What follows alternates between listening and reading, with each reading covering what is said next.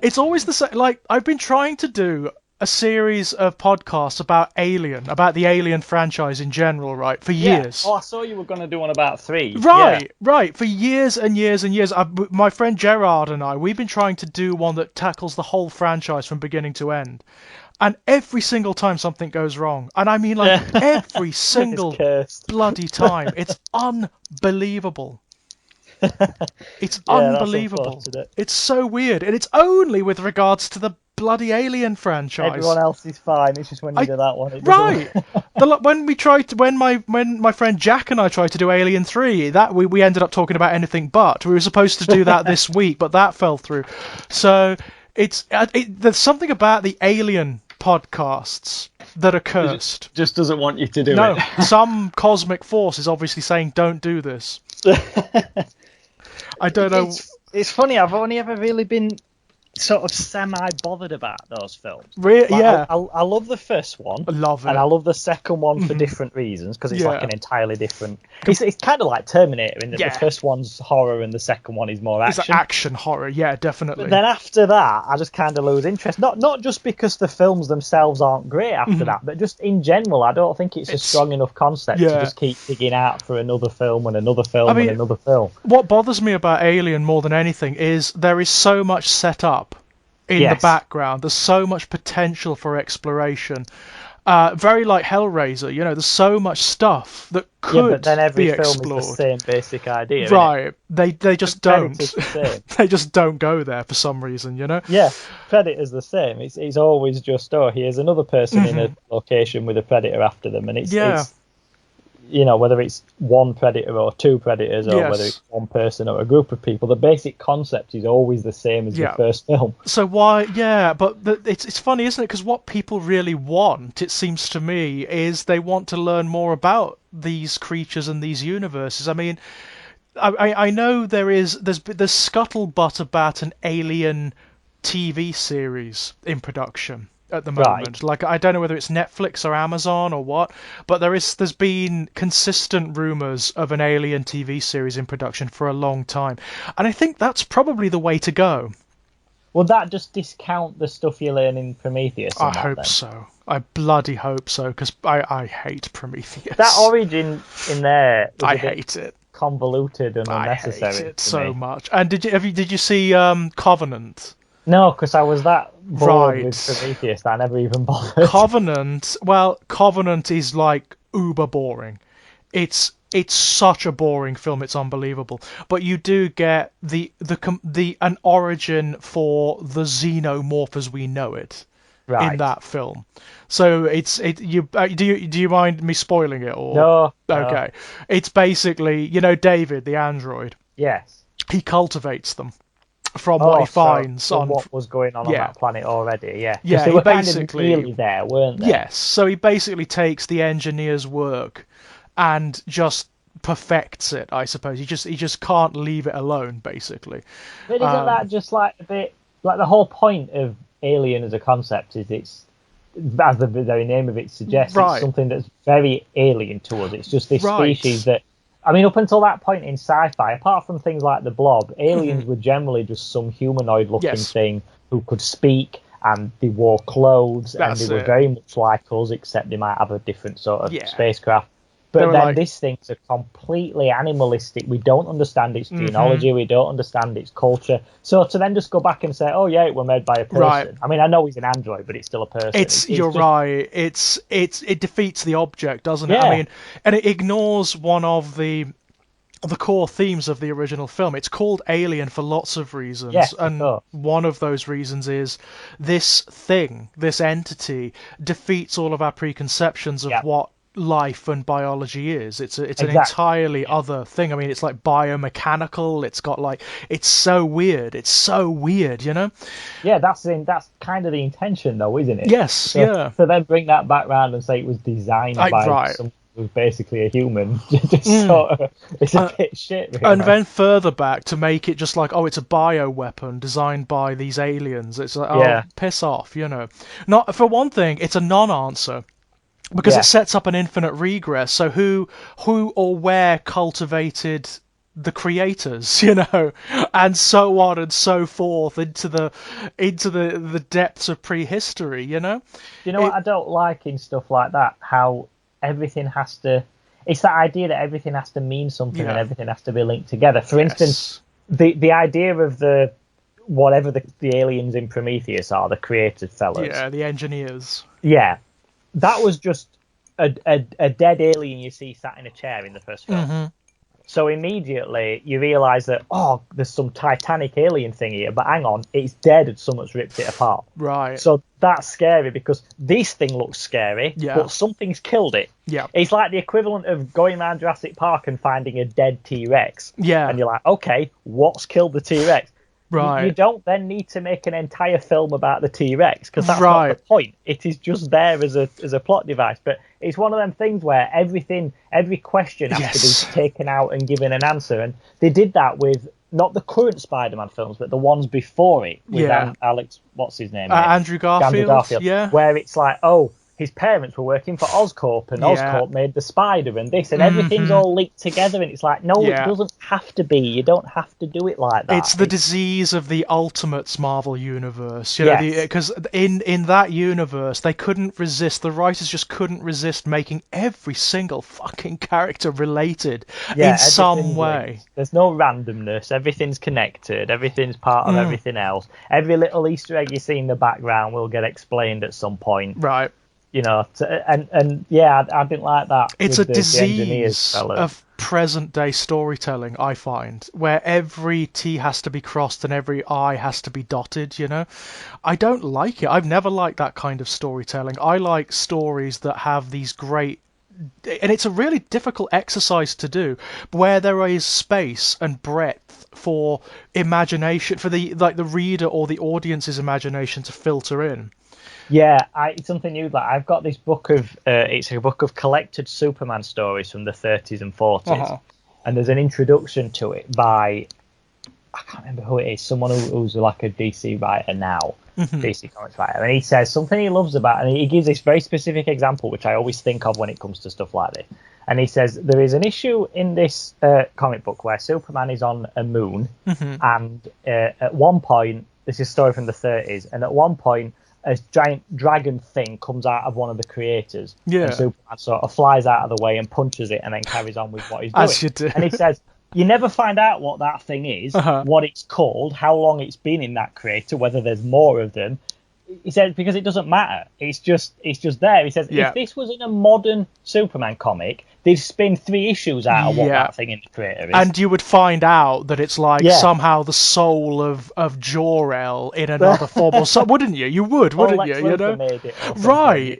Right. But he says the fact that you don't get any explanation and it's never referenced again, he says that's what I love about these old ones. And I get that. I totally get that. I like that. I've got to say, I like it's a difficult exercise to walk, because if you do it too much, then it comes off as vague, as though there isn't any background or anything. But if you can just hit that right balance where there's enough space and enough resonance, you get this degree of engagement with the story that you just don't if you just ladle it into the audience's lap, Yeah.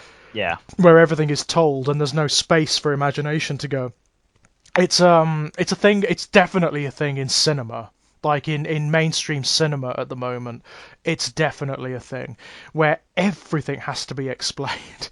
And their entire stories and franchises spun out of explaining things that are not explained in other films. It's I hate it. I've got to admit, I recoil from it. I just do not like it at all. Especially when the explanation actually defeats the thematic intention of the original film. Yes, exactly. Yeah. You know what I mean? A really good example. We've talked about this before, but the remake, the Disney live action remakes that do this all the time. The Beauty and the Beast does it, where it tries to explain that, like, oh, Gaston is a complete dick because of this. Yeah. Well, that defeats, like, the fairy tale rhythms and thematics of that story. You don't need to know that. You don't need to know that. And the fact that it's there actually dilutes the symbolic resonance of Gaston, the fact that he is your classic Disney prince, but taken to his logical extremes. Well, he's just seen through a different lens, isn't he? It's you kind of think, oh, I wonder how many other princes are actually dicks like this, but you just don't usually see him. You only see him through the romantic lens of the princess. Of course. There's a story that Neil Gaiman did, actually, which is actually pretty good, and it's from the 1980s, where he took the notion of the Prince Charming, for like the Snow White notion of Prince Charming, which isn't in the original story, by the way, but it obviously is in the Disney one. And because he effectively, in that story, Snow White is dead when he kisses her, right? Yeah. She is dead. So he makes the prince a necrophile, right. Which is brilliant. I mean, it's absolutely brilliant. That kind of, like, drawing out the implications or the underlying subtexts I kind of like, because that can be quite clever. Angela Carter does that all the time. You know, if you read, like, The Bloody Chamber, she takes classic fairy tales and draws out the misogyny of them effectively. So, like, the rape imagery, for example, that is in Little Red Riding Hood, which is is part and parcel of the story. I mean, the wolf is maleness. You know, he is manhood, if you like. And Little Red Riding Hood is like she is the virginal female viewed through the male gaze. Yeah. Of course. In the same way, the grandmother is like old womanhood viewed through the male gaze, in that she's totally disposable. Yes, absolutely, yeah. It's kind of interesting, isn't it? It's kind of interesting. Angela Carter takes that and subverts it. So in her story, The Company of Wolves, which is Little Red Riding Hood, you get this inversion where the Little Red Riding Hood character is the sexual being, and the wolf is tamed by it. Right. It's really interesting. It's a brilliant piece of work. Have you seen the film from the 1980s, A Company of Wolves? I feel like I have. Yeah, it sounds very familiar. It's one of those films that a lot of people have seen, but they don't know it's based on Angela Carter's short stories. It was really big at the time because of the effects. The effects are incredible. They're all like puppetry. Yeah. And it has a very unique form of werewolf transformation, where the humanoid part is kind of it's kind of hatched from, and the wolf is like a puppet that's inside of it. It's so weird. It's so strange. It looks great. It's beautiful, elaborate special effects. It's a film by Neil Jordan, really famous director, guy who did Interview with the Vampire and numerous others. But it's highly experimental, really weird, like well out there. But it is accounted. It often appears in collections, like top 10 horror films of the 80s. It often appears in stuff like that, even though if you watch it and it's like, how is this a horror film? You know, it's more it's a fantasy. It's a dark sort of fairy tale fantasy, but it does have these horror film resonances in it. That's usually enough, though. I mean, some of the scariest imagery and stuff isn't necessarily in a film that would be labelled as a horror film. No, definitely not. I mean, it's difficult to preempt, isn't it? Because, like, especially if you're young, like, kids find uncanny things frightening or disturbing. Yeah. It's very difficult to preempt fear and to preempt what is going to have that disturbing effect. Yeah, because it's often some really, like, innocuous thing. Like, I was talking about this with someone the other day, and I can't remember anything specific that scared me as a child from films or anything like that, but because I've always had that very clear line between, this isn't real, so it doesn't matter. Right. I don't know whether that's a part of the fact that I'm autistic or what, but I've never had that, like, I'm going to bed and I'm scared that thing I've just seen in a film is going to be under my bed, because I know that that's a film. Even at like 5 years old, I had that very clear, Likewise. So I've never had that, but something that when I was speaking with other people about this, something that often scares other people were not things from actual horror films that they saw, but it's like some random moment in a TV advert. Yes. Or or something that wasn't really designed to be scary. Like somebody said, I have no memory of this, but somebody said there was an old, I can't remember the name of the product, Sugar Puffs advert, where the dad turns into the honey monster after eating a bowl of them, and that terrified them. I can't even remember that, but just that was just supposed to be some innocuous little thing on an advert where it's like, oh, these aren't for grown-ups because this is what happens if they have them. But that was terrifying to him. I know exactly what you mean. It's often not things that are designed to be scary, but because of the way the image is framed, or because it's not well done often, because there's some imperfection in it, it comes across as weird and uncanny and frightening.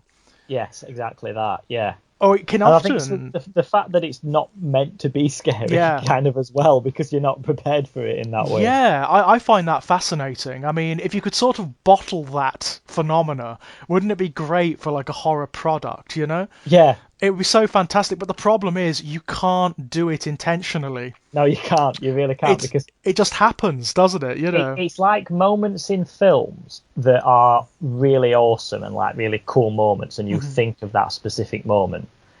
I hate when you can tell a film is trying to create one of them. Do you know what I mean? Yeah. Like the moments that become that, like a classic one, because I've got a poster of Terminator next to me, so it just made me think of it. When he says, "I'll be back," right? Yeah. That was not designed to be a catchphrase. No. That scene was not designed to be the thing that people quote when they talk about this film. It's just a one. He walks into the shop and says, "I want to get back there," and the guy says, "Like, no, you can't." So he says, "I'll be back." Leaves, crashes through a Warwick car. It's a joke, isn't it? It's like an elaborate action joke. Yeah. It's not meant to be a catchphrase. But that became a catchphrase. Yep. But what I hate is in films where you can tell they're trying to create a moment like that. Oh, God, that annoys me. This is the thing that people will quote, and it's so artificial, and it immediately makes me reject it. Yeah, well... no, you're not telling me what's going to be the cool thing from this film that I remember. I will decide that. And it also, I mean, it just takes you out of the fiction, doesn't it? Yeah, it reminds you as the audience that this is a contrived and created thing. It reminds you that there's some guys in suits have sat around and had a meeting about this and decided what's going to sell and what that winking at the camera. I hate that. Yeah, I hate it. So I hate it good. Yeah, I was trying to think of any examples, but I can't think of any. There is a more recent example was like It Chapter 2. Yeah, it was full of them. It was just full of them. I mean, the big one is when Stephen King himself turns up. Film, I mean, don't get me wrong, it's kind of cute in its own peculiar way. It is. But I could have done without it. It is this giant winking at the camera. Oh, you know who this is. It's kind not of the moment, kind of film to do that. That film opens with a homophobic murder. Exactly. It's not the film to do a little. It works in the Marvel films with Stan Lee. Because it's an entirely different tone of film. Because they're comic books, and they kind of do that anyway. There is a kind of artificiality anyway. And also, it's not really drawn that much attention to, is it? No, but they also work it into the mythology by saying that he's one of the Watchers. Yeah. That's brilliant. That is kind of cool, isn't it? That is kind of fun. There is a sweetness to that. But it's like there are certain types of film and product where you can get away with it and others where you can't. And it's often, it's like you said, It Chapter 2 is trying to have its cake and eat it. It's trying to be all things to all men and women. And it doesn't really work because of that. No, you can't stick a little funny moment like that in a film that you're trying to make as a serious sort of horror film. No, doesn't work. Don't get me wrong, I really like Stephen King. I like to see, it's fun to see him. And also, I mean, there's even like a quip about, the consistent thing where he can't write endings. Yeah. That there is a quip that he makes about that in it, and it's like, okay, fine. So this is purely for the Stephen King fanboys, yeah? Yes. This is just a giant wink at the screen, yeah? Yeah. I don't like when anything's being pushed on me. Like I'm being told this is the thing that's going to be cool. This is the thing that you're supposed to. It's also why I don't like a lot of advertising. I never have. Oh, yeah. Advertising gets right on my wick. I don't like being told that I want something. Yeah. Do you know what I mean? Yeah. Have you ever seen... It's not a very good film, but have you ever seen The Invention of Lying? It was one of Ricky Gervais's projects. No, I don't think I've seen that one. it's not great, but it's got the concept is interesting, but it just don't really do anything with it. Right. Basically, the idea is it's an alternate reality where people are incapable of lying, and it's not in a way like that Jim Carrey film where he's physically trying to but he can't. Oh, just like liar, yeah. Yeah. Just that it never occurs to people. So it's just flat out truth. There's no evasion. There's no But there's also no fiction. There's no books. There are books, but they're all fact based. And any films are based on historical events rather than So there's no music's very different and everything. But one of the elements in it that was really great. That I actually thought this would be better than what we have in real life is when you see adverts on the telly. Because there's an advert for Coke, for instance, and it's just a man drinking a can of Diet Coke and going, that tastes nice. It's Coke. You know what it is. It's just the same as it always does. Please go and buy some. And that's it. That's great. Yeah. I think, do you know what? I'd respond better to that. That's right up my street. Just say, look, this is the car we'd like you to buy. It costs this much money and it comes in these colours. Please go and get one. That's the end of it. Don't show it me as if it's going to change my life. Right. It's not. It's a car. Right. Just show me what it looks like inside and out. Tell me how much it's going to cost me and how many miles I can get to full tank. That's it. I find That's all I need myself to know. Increasingly resenting advertisements and commercials that include beautiful things like beautiful imagery or beautiful art, genuine artistry, because I don't want to be emotionally aroused or manipulated by something that's trying to sell me something. I get angry at that reaction. Do you know what I mean? It's so weird. What it is, I think what frustrates people, even though they often can't articulate it to themselves, is they are being manipulated. They are being preempted. The advert is trying to tell you, feel this way. Yes. Basically, you should feel this way. And it's often with regards to things they don't need or wouldn't want or are just pointless, Yeah. But these adverts are trying to often they're trying to evoke fear. Fear-based advertising is everywhere, absolutely everywhere.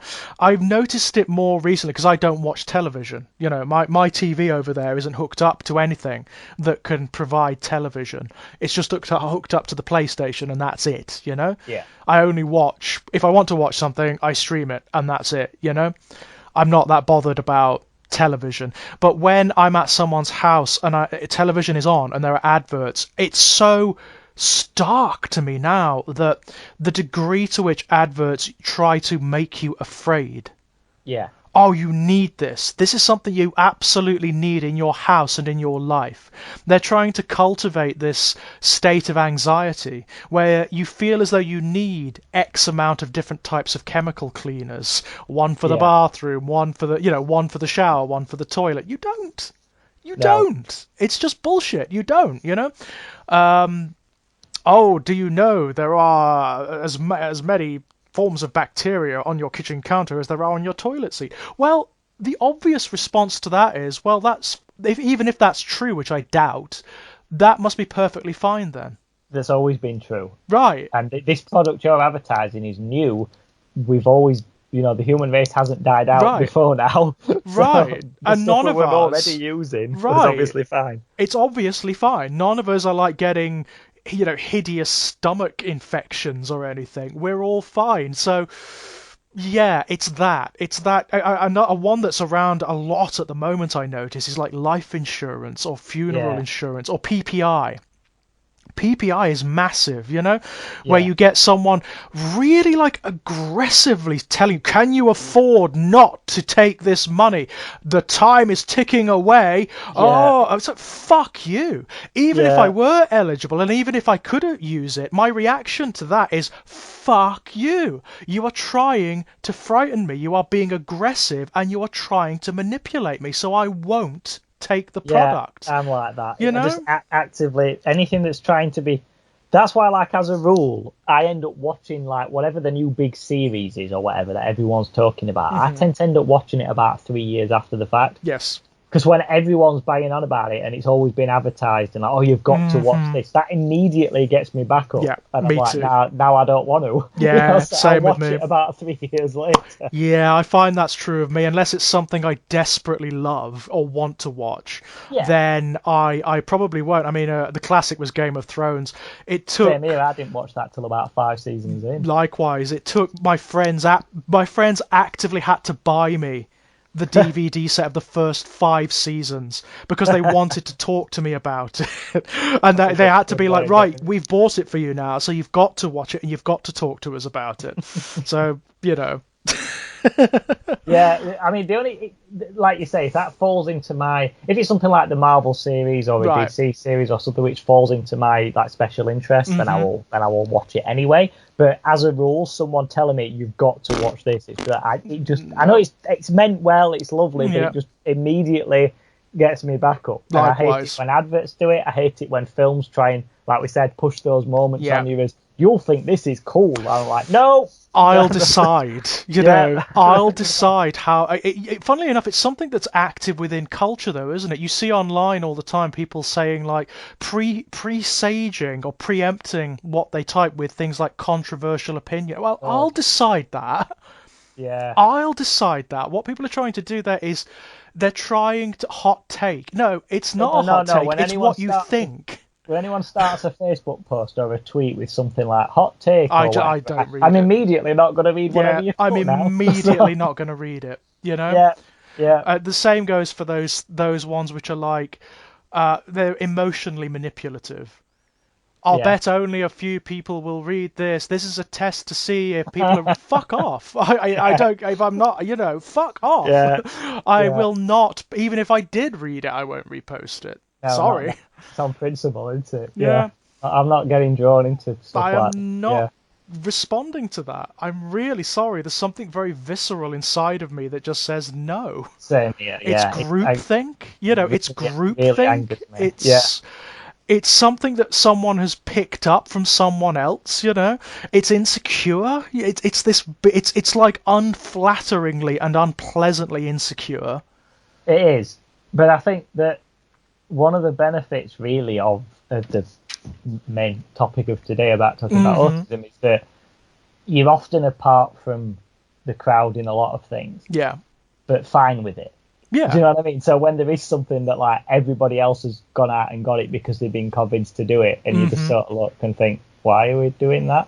Yeah. And then you just don't do it, but you're fine with the fact that you're not doing it. That's one of the like benefits, if you like, of being neurodivergent, is that you don't get swept up in these things. I think you're right. The fact that you're not. You're absolutely right. I mean, it's not specific to autism. I think you're right saying that it's specific to like neurodivergency. Yes.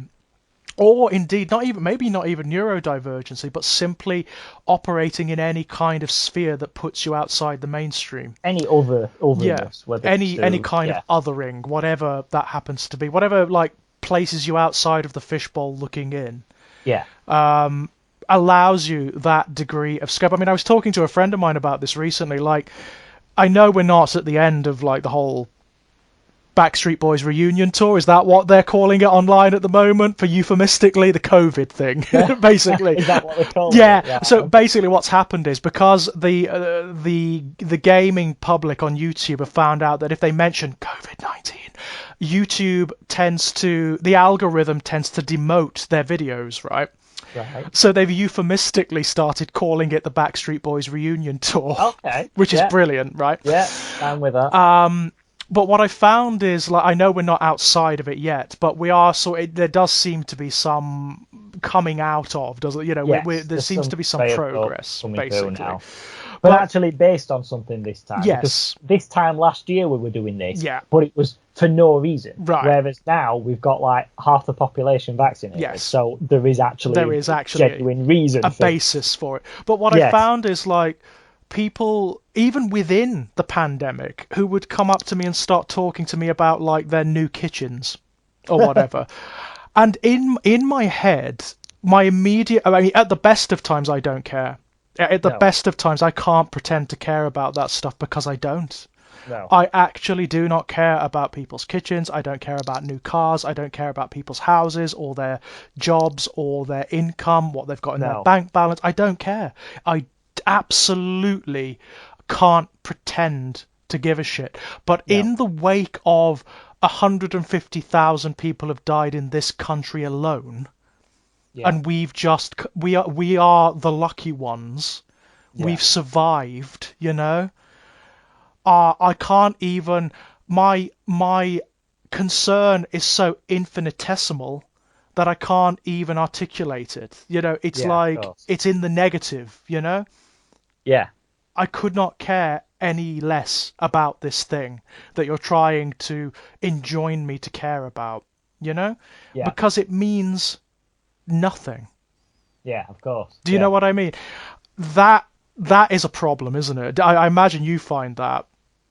Yeah, I never know what I'm supposed to say when someone tells me something that I can't. I have like something I've learned this week actually is that a lot of the traits that I didn't realise were to do with autism that I have actually are. So that was because I keep reading and watching stuff, learning about it all the time now. That I know. It's a wide church, isn't it? It's you could spend a lifetime studying like not just autism spectrum disorders, but like autism itself. Yes. And you would never cover it. It's huge. No. It's and just a lot of the stuff I'm reading doesn't apply to me. I don't tick every box, but like one of the things that I've always had is this utter inability to bullshit. I just can't do it. Yeah. You know, like someone comes up to me and says, "Oh, look at these pictures of my new baby." I don't give a flying fuck. But the reality is most people don't. That's unless the truth. Their grandchild or their niece or nephew or whatever. Most people don't. But they have this ability to just pretend that they do. Yes. And they can draw upon this like artifice of knowing what to say and what noises to make and what facial expressions to make to convince this other person that they give a shit about that baby. And to pretend that all newborn white babies don't look like Winston Churchill, basically. See, I don't have anything to draw upon to fake that. So I'm not any less bothered about that baby than anyone else. It's just that I'm honest about it. That's because true. I don't know how to fake that interest. It's absolutely but true. I assure you, everyone else in the office that you've shown the pictures to gives as little a shit as I do. It's just that they can pretend and I can't. That's the only difference. That's true. Yeah, it's it can be a sincere problem, can't it? I mean, one of the more recent events that really threw it up, and I kind of had to avoid a lot of waking culture when it happened, was the death of Prince Philip. Yes. It's like, not only don't I care, but I'm not glad, but it's one less of them, you know? Yeah, I know what you mean, Do you know what I mean? I'm not a royalist. No. It's not a thing to me. No, I'm not going to pretend to care about a guy who lived in obscene luxury for all of his life, you know? I don't understand things like even years and years ago. I remember being very confused why there were tens of thousands of people who couldn't possibly have met her crying about the fact that Princess Diana had died. You know what? For me, I will remember that morning forever because it was a turning point in my life. I think I was 18 when she died, I think. No, I was 14 when she died. I was 14, And I remember seeing it on CFAX. That's how long ago it was, by the way, guys. Waking up of a Sunday morning, seeing it on CFAX and thinking, oh, that's interesting.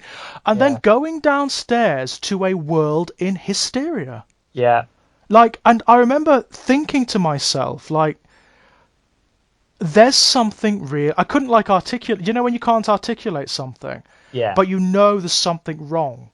And I was like, I don't get this. Yeah. I don't understand. I don't get why I'm supposed to care. Right. It's nothing to do with me in any way. I never met this woman. She had no impact on my life at all. Why? Yeah. It's sad for the family, same as it is for any death. But why am I supposed to be emotionally touched? Exactly.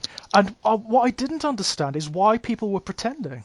That's what I got, because they were. I'm sorry, those people who were weeping and wailing, they did not feel anything sincere. You can't possibly if you don't know a person. Right. It's like someone at work telling you, oh, me cousin's died. Like, oh, I'm sorry for you, but it's not going to trigger an emotional reaction in me, is it? Of course, you're absolutely correct, and that was one of those moments when I realised that there is something divergent in me.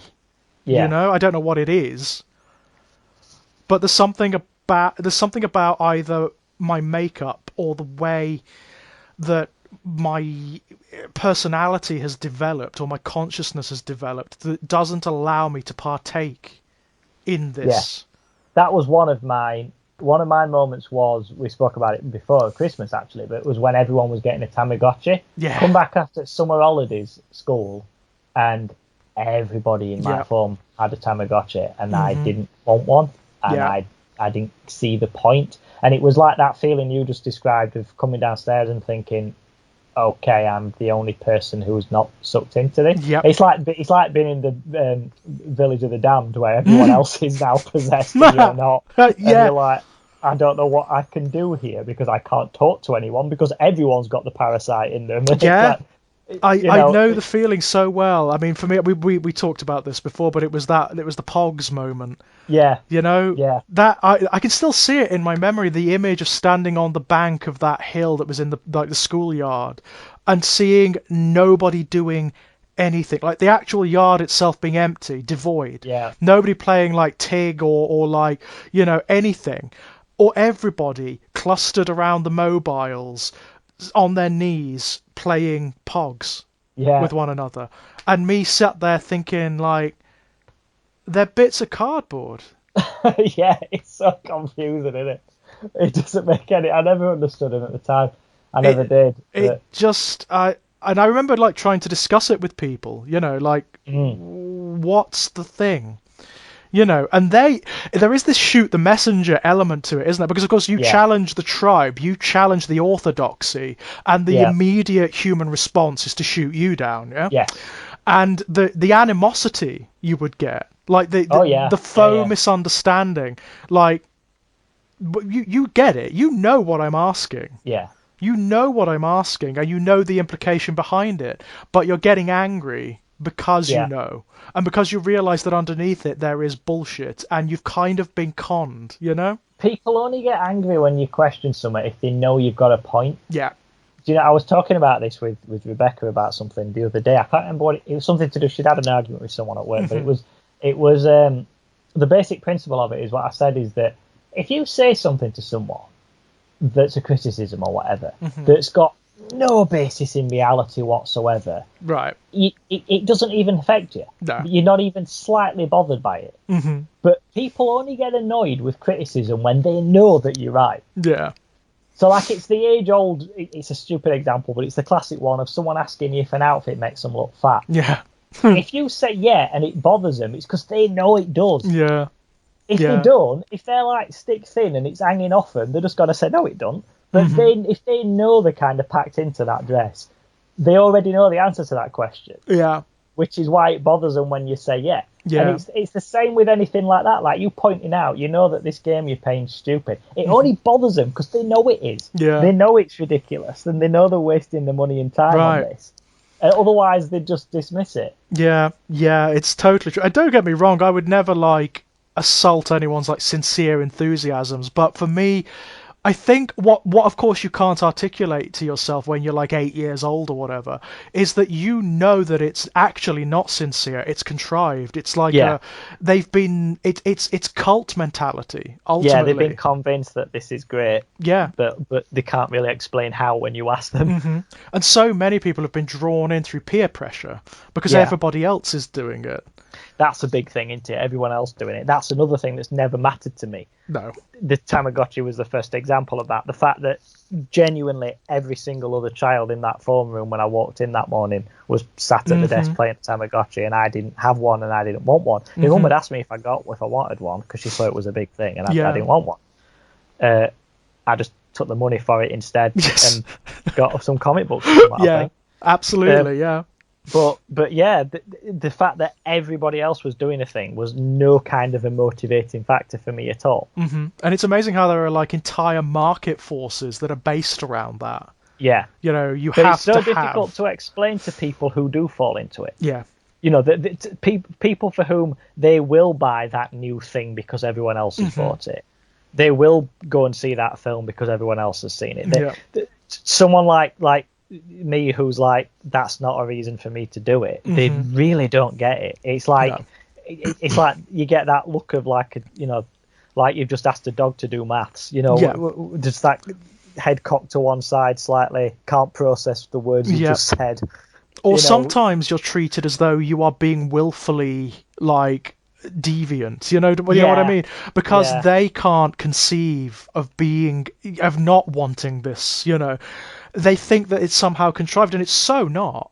No. It's so not. I mean, I have a couple of friends, and we've discussed this quite a lot. They don't go on holiday, right, in the way that other people do. They just don't do it. They're both very much home birds. They don't. They look at it and they see stress. Sure. From the outside, what they see, for the most part, is stress, and they know that for them, it would be monstrously stressful. It wouldn't be worth it, It can be. Holidays, absolutely, there's stress involved. There's no denying that. And for them, it would be, for them specifically, it would be nothing but stress. In fact, the stress of it would be too much, and it would actually make the whole experience unpleasant. So they don't. But people are constantly on at them for it. Constantly. Are you going away? Business. What does it matter? Right. Are you going away? Well, no. With our time off, we're going to hang around the house. Yeah, sure. That's what we're going to do because that's what we want to do. Yeah, I don't get why it matters to other people, though. Right. It matters to other people, I think, because there's a kind of religious orthodoxy involved. It's this bizarre thing where if you're not conforming, if you're not towing the line, then it comes as a challenge. The notion that there are alternative ways of being, especially now, I would say that conformity in UK society is at an all-time high.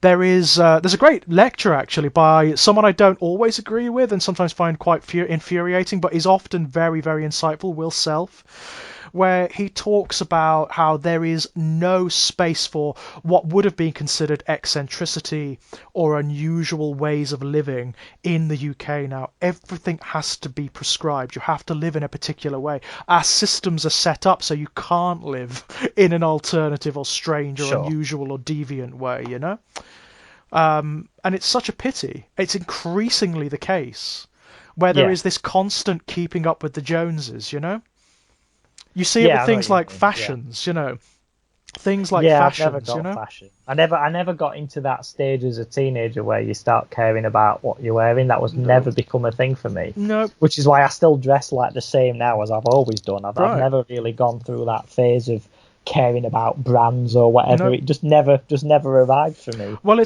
I really like the way Albert Einstein tackled that because famously Albert Einstein was autistic, He to save what he considered to be mental energy on the choice of whatever clothing he wore, he just had 12 racks of the same outfit. That's perfect. Which he wore every day. That's how he worked. Everything was in its place, and there was a routine like laundry regimen. So there was always a set of clothes that was never different, never deviated, so he didn't have to think about it. I think that's brilliant myself. Yeah. It's if it's not someone who's bothered about it, it just takes all the question out of it, all the stress. All the nonsense, really. Yeah. All of the prescription is gone, And it does allow for focus on other things, that concern is gone out of your mind. Yeah. But I do find that increasingly there is less space for that, and I worry about the existential abyss that leaves at the heart of British culture, where there are people who are not allowed to develop or cultivate any genuine sense of personality or consciousness, who aren't enjoined to look inward and develop themselves, where everything is surface, everything is aesthetic, and everything is in reference to what Baudrillard, like the postmodernist philosopher, would have called the hyperreal. Yes. I find that distressing. I really do, because I think that way lies psychopathy. And I don't mean on an individual level, I mean on a society-wide level. Yeah, there's definitely a danger of that. But yeah, it's it's fascinating to me. I mean, what we sort of hedged upon but haven't really started yet, what we were going to discuss is like depictions of autism and autistic characters in popular culture. Yeah. And it's a fascinating one because there have always been characters in fiction and popular culture that have sort of classically or even stereotypically autistic traits, but it's never been addressed as such. I've made notes about a couple of the key ones I wanted to discuss. Mm-hmm.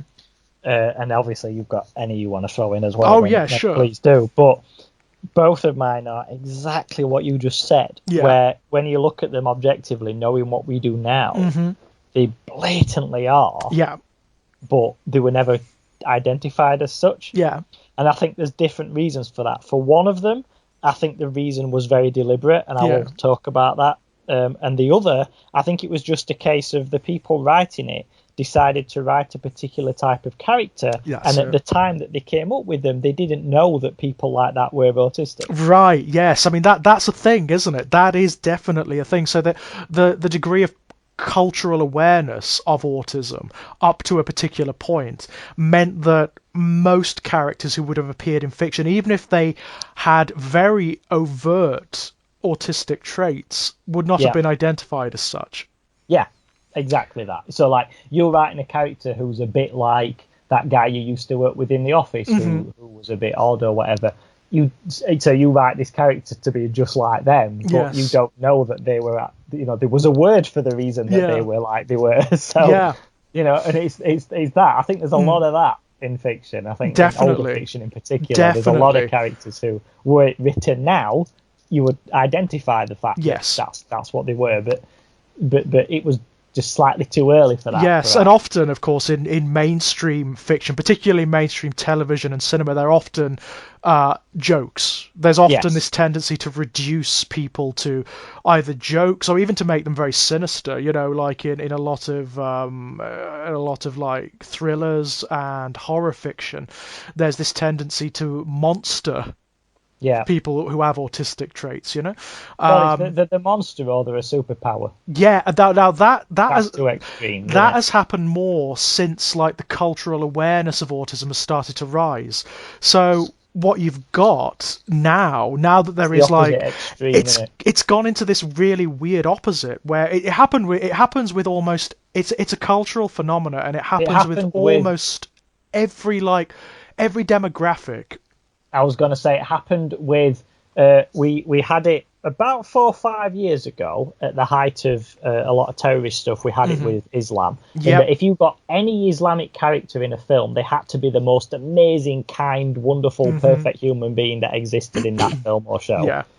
Because it was the exact opposite of showing them as terrorists. Right. Yes. So it's reactionary, isn't it? It happened in the sort of the late 90s. With regards to homosexual people. Yes, it did. They were always bloody the kind, hell. wonderful, smartest dressed, most handsome, charming, perfect, wonderful. And at the moment, in advertising in particular, it's still kind of happening with women. Yeah. With regards to the, women are superheroes and mm-hmm. this and that. And the fact it's like, instead of having the nuance and the levels of realism. Just allowing that people are people, that's the problem, isn't it? And it's a cultural defense mechanism. I mean, it's what happens with any demographic which is traditionally regarded as corrosive to the status quo, which, of course, like LGBTQ people were, and indeed, I would argue probably should be, ideally. What it does is that it creates a synthetic space for us. Yeah. And then it reduces us. It hems us in so that we can't be corrosive anymore. All of our potential for challenging, traditional status quos and traditional narratives, it is taken away.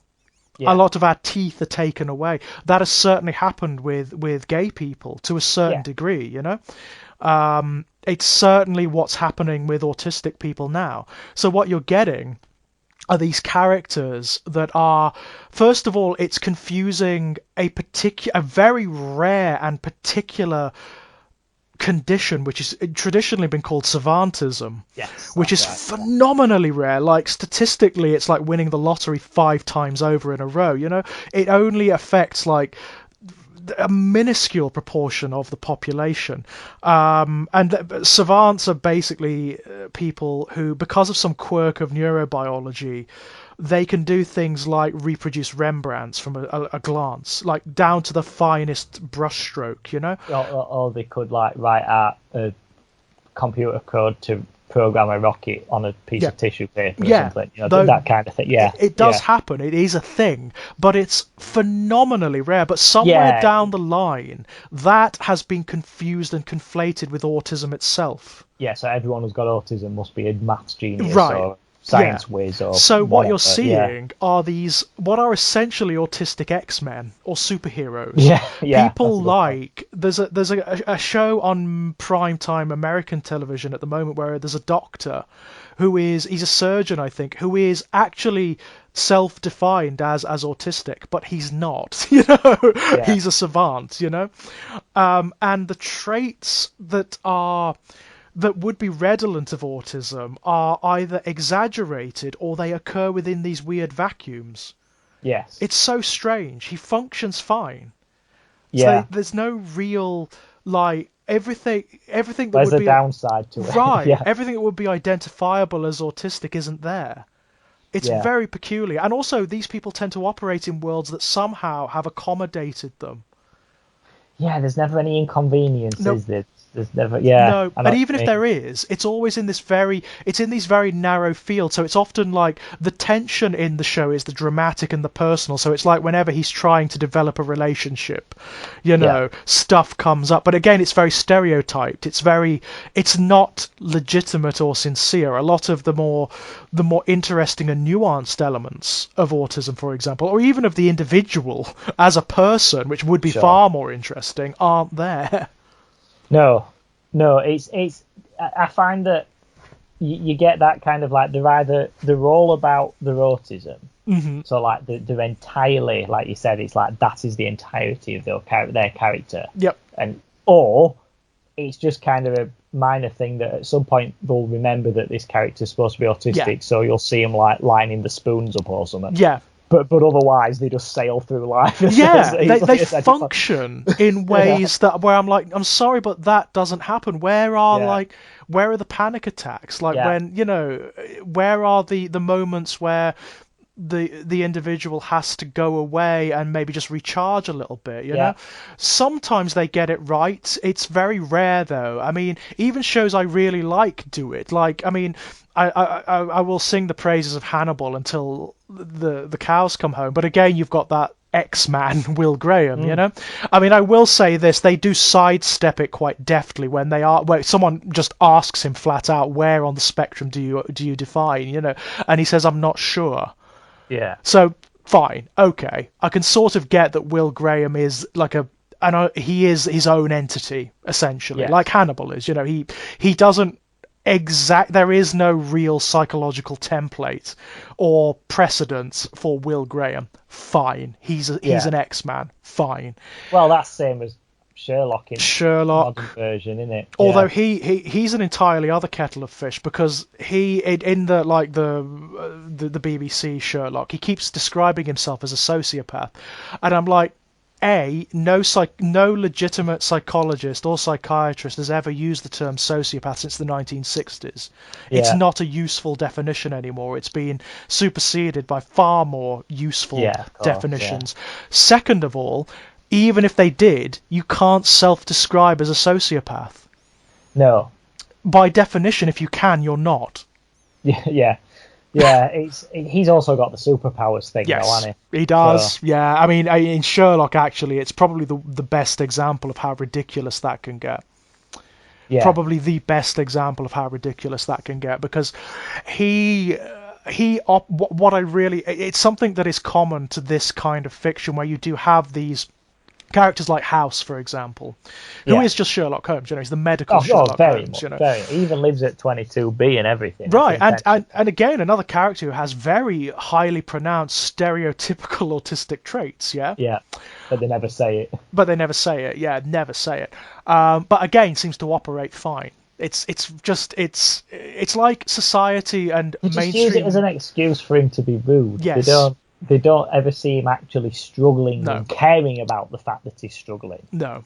It's really problematic. What I find is it's a way that mainstream culture is almost trying to apologize for the fact that autistic people exist. Do you know what I mean? I really hate it. I really hate it. I find that it's ignoring the complexities in a very sincere way, and also it's often making those characters defined by their condition. Yeah. And that's it. That's their character. Oh, this is the autistic character. In the same way that, like, as you were describing in the 1990s, you got the gay character. Yeah. Or whatever. He's gay, so that has to mean this list of things. Right, yes. Here are all the same. I mean, the best examples of that are the soap operas.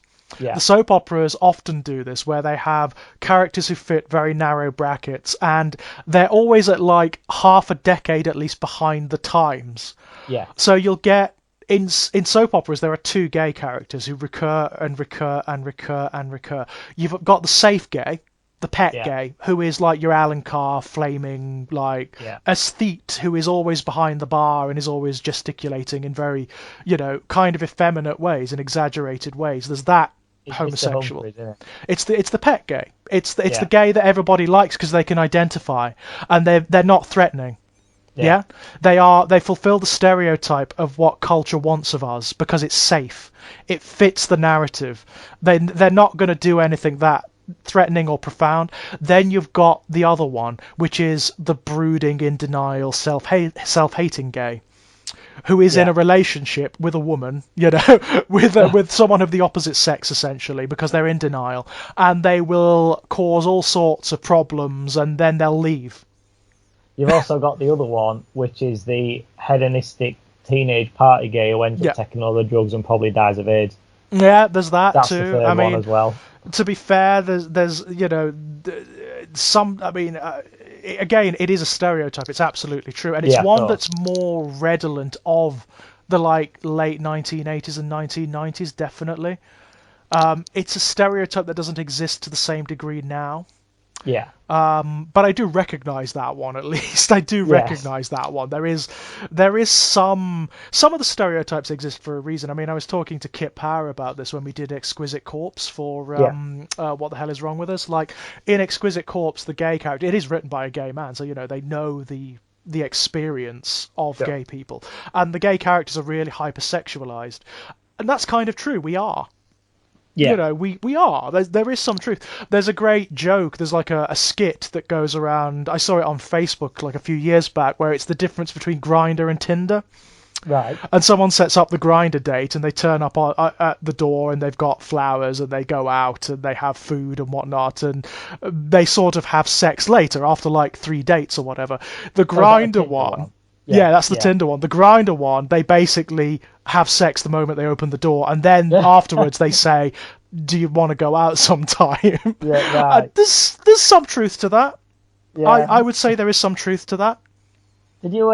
We've spoke about this before, but I don't think it was like, I was going to say off air. That's an old term to use. It's an odd one, isn't it? Oh, there's an archaism for you. Oh God, age, Lex. We're showing age here.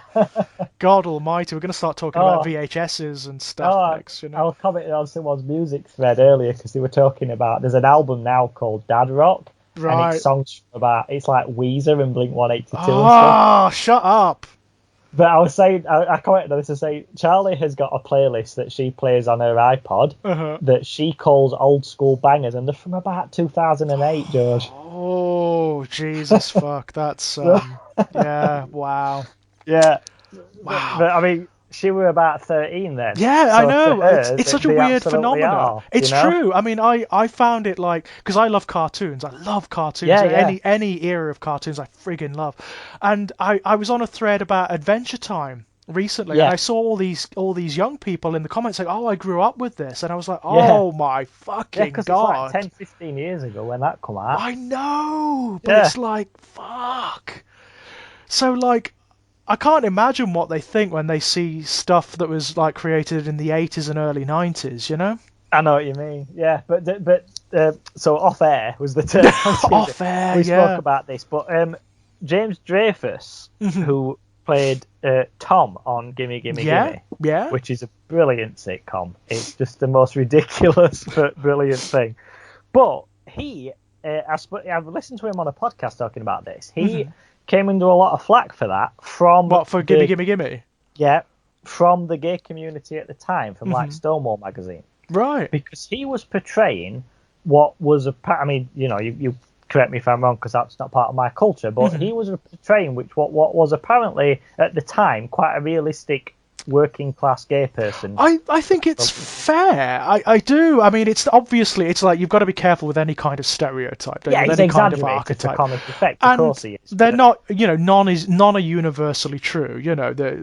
I always say like the beer gutted guy at the bar watching football with a massive beard is as likely to be gay as But what I mean is that what he means by this is that he wasn't particularly handsome. He wasn't particularly sharply dressed. Right. He wasn't charming. He didn't have a successful job and a nice apartment and stuff. He was a heavy drug taker. Yeah. He was always drunk. He was very sexually promiscuous. I think, to be fair, that is probably a more honest and realistic look at a particularly pervasive gay lifestyle than most others, to be honest, certainly at the time. And also, I mean, you brought up there the notion of class. You don't often see the gay working class person in fiction. But this was his point, you see, is that, but at the time, places like Stonewall were pushing this idea of like the Will and Grace gay, right? Because that was safer and here's what's ironic: to get people to accept it, you know? So there was a lot of backlash against him as a gay actor because they were like, no, don't show him that. But he is a gay actor, whereas the guy who played Will in Will and Grace most certainly is not. I know, that's the irony. That's the irony, and funnily enough, I mean, it's what's happening now with autistic characters. Do you find they're all professional, like really hyper professional? They're not just professional; they are like the top of their game. Yeah. There's not much space for like the poor autistic person or the working class autistic person. You're not going to see one on EastEnders unless they're like a severely troubled autistic who's, you know what I mean? Yeah. Who maybe has learning difficulties as well. Yeah. Yeah. I mean, that's another thing that's very difficult that like general culture finds difficult to separate. So, like I work obviously with people with learning difficulties. The title is often autism and associated learning difficulties, right? But people often find it difficult to separate what that means. Yeah. The fact that they're neither mutually exclusive nor are they part and parcel of one another, It's a very complex thing, and I find that the stereotypes often occur as it's an assimilation, it's a defense mechanism. It's very much like that. You get it with like blind people, for example, visually impaired people. You often get this stereotype in culture, this assumption, their other senses make up for it. That's a load of crap. Bullshit. It's complete bullshit. It's complete utter wankery. There is no evidence that that's true at all. All it means is that you get used to relying on those senses more than you would if you didn't have to. But it doesn't mean you suddenly become Daredevil. Right, but beyond that, what I find is that stereotype is designed as a kind of apology on behalf of culture. It's like it's trying to absolve the person from taking any responsibility for that. You know what I mean? Like the person who's making the statement from taking any kind of cultural responsibility for the existence of people who are visually impaired or hearing impaired. It means that you don't have to think about it. Do you know what I mean? Yeah, it's the same. It's the same with anything.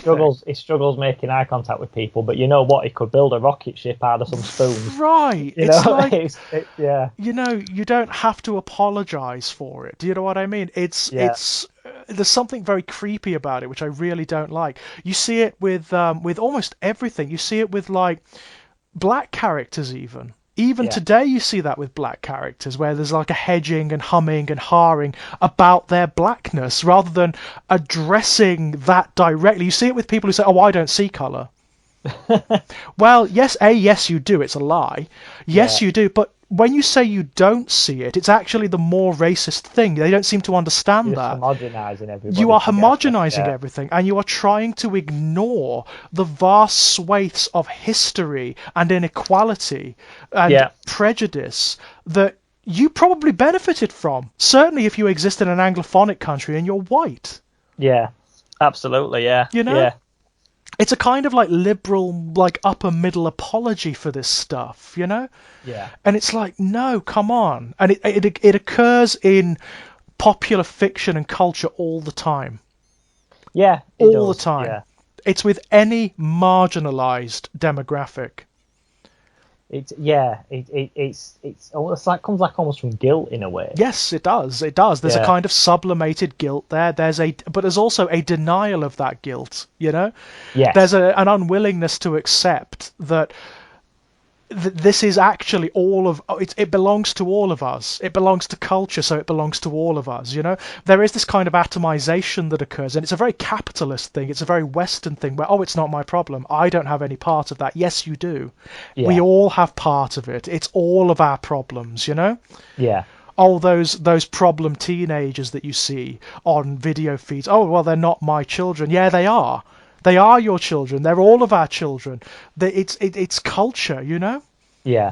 We are a collective species. We're a collective entity, and we're all products of history, whether we like it or not. Yeah, that's absolutely true. I must admit, since I've been sort of aware of the fact that I'm on the spectrum and everything, so sort of the end of last year, and I've learned more about it, I have actually spotted a lot more characters who fit into the sort of mold we talk about. Oh my God, you wouldn't believe. It's like that thing that, you know, you never think about a yellow car, but when you know you're buying one, or when you just bought a yellow car, you suddenly see yellow cars everywhere. Everywhere, yeah. It's that, isn't it? When I first started working in social care, and I started, because I specialise in autism spectrum disorders, that's what I support primarily, you know, I started seeing traits everywhere. Yeah. Everywhere.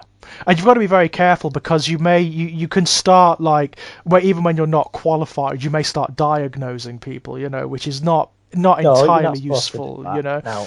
No. But you do because of course you have the context at that point. You start to recognize. Yeah, it's just a natural thing, you know. You do and you know, as long as you acknowledge that they are just traits. Because everybody has autistic traits. We all do. Of course. Yeah. Every single one of us do. We all exist on the spectrum to a certain degree. It's just that when you have any kind of direct experience of it, one way or another, then you start to understand what they mean. Yeah, of course. Yeah, you can put it together in a more knowledgeable way. That's it. Yeah. But again, you've got to be very careful. You've got to be very, very careful. Yeah, you shouldn't be telling someone else that. Oh God, no! It's equivalent to like outing a gay person. You know, I would say it's a terrible thing to do. Yeah. I mean, I know, like, I've noticed, like, a lot of my dad's generation, particularly the men, they exhibit. A lot of my dad's friends, they exhibit loads of these traits. You know, and I'm like, but of course they're from a generation where it wouldn't have been noticed. It wouldn't have been diagnosed. You know. Yeah, I think back to some people that, like, from my family who perhaps aren't here anymore, or people who, like me, you know, neighbours growing up and that kind of thing. Yeah. And I think some of it, and I think there's some little things where you think, oh yeah. Well, even when we were kids, like, there just wasn't the cultural awareness and there wasn't the training. So I remember there was a girl at school. I won't name her because that would be unfair. But there was a girl when I was at junior school who was in my year, and she was constantly being hauled across the coals by the teachers for being quote unquote lazy, for not paying attention. And she was ridiculed, that girl. She was absolutely ridiculed. They would drag her up in front of assemblies and all sorts. She was absolutely ridiculed. Looking back with the knowledge that I have now, totally. Yeah. She was totally on the spectrum somewhere, you know, to some degree. She exhibited very classic traits, you know. But she was ridiculed for it. She was torn to shreds for it because there was just a lack of understanding, you know. Yeah, so then people think it's deliberate. Right, you know, right. Deliberately being difficult or whatever, you know, because you know, and people. That's one of the reasons I've it sounds like a selfish reason, but there's two reasons why I've been speaking about it so publicly now, including doing things like this. No, it needs to be done. It needs to be done. Well, one of which is for my benefit, which is that if people know that about me, then they perhaps adjust their expectations a little bit. Yeah. So they're like, oh, he's not being rude when he won't look in my eyes when he's talking to me. It's because he's autistic. Yeah. Or if his voice is a bit monotone sometimes, it's not because he's bored or whatever. It's that, just things like that where people, it just helps people get it. It gives people context, doesn't it? Like, so they can interpret in a more informed way. Yes, but the other thing is so that it kind of helps other people, because one of the things that I found massively beneficial is reading things and being like, oh, that's an autistic trait then. That's not just something weird that only I do. Yeah. That's something that, like one I came across recently was the real struggle that I have with like unfairness or hypocrisy. Yes. It really infuriates me. Yeah. And I've always thought that was just a weird thing of me, but apparently not. No. That's an actual autistic trait. Yeah, I think it's because there is that lack of ability to occlude. That other people have. They put the blinkers on, they put the blinders on, and they just don't see. They deliberately don't see. Generally, not universally, but generally speaking, a trait of autism is that people don't do that. Yeah. They won't allow themselves to do that, so they see the injustice, and it hurts, because it's sincere and it hurts, Yeah, I remember when first job I worked in, there was this manager who was a right bellend, but he was one of them with tardiness, where, if you want people on time, you want people on time, fair enough.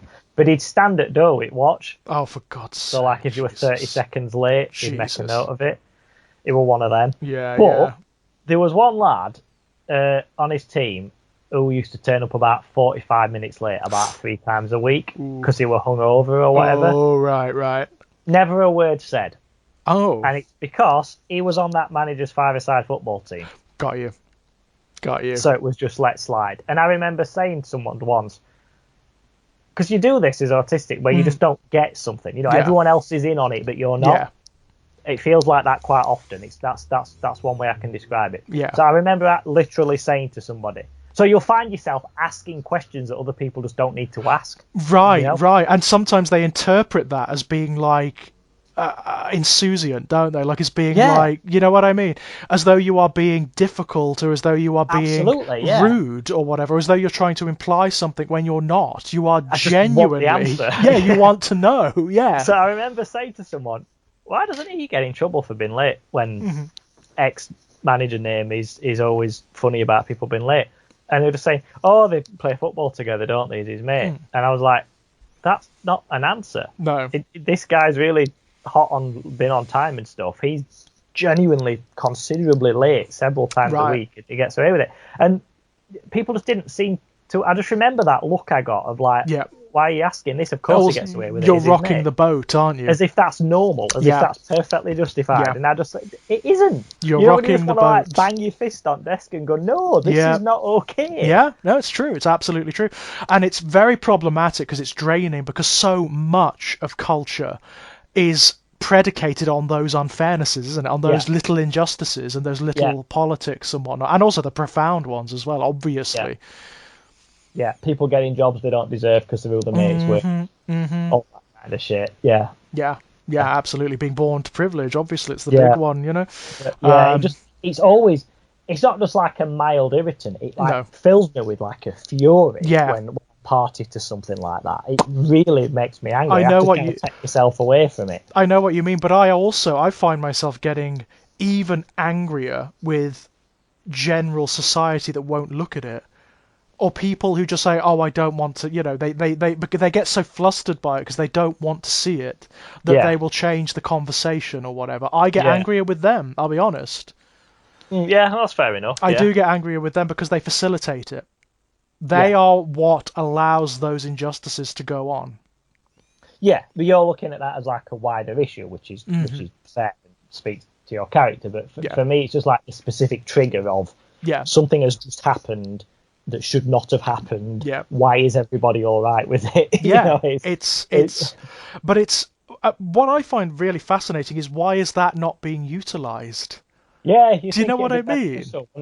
You'd think that would You'd be... think that, like, senior managers would want an autistic person on the team because you don't get bullshit then. Right. You would You know? kind of think so, wouldn't you? I mean, there Yeah. is almost like a resource there that is not being tapped, isn't there? Yeah. There really, really is. But there is, again... Yes, men, but this one's been like, nah, that's stupid. Right. That's what you want. Right. But again, there is this tendency to sort of denigrate people who are self-defined as having autism, as belonging to this particular bracket or this particular demographic. Yeah, this is what you do. This is where you belong.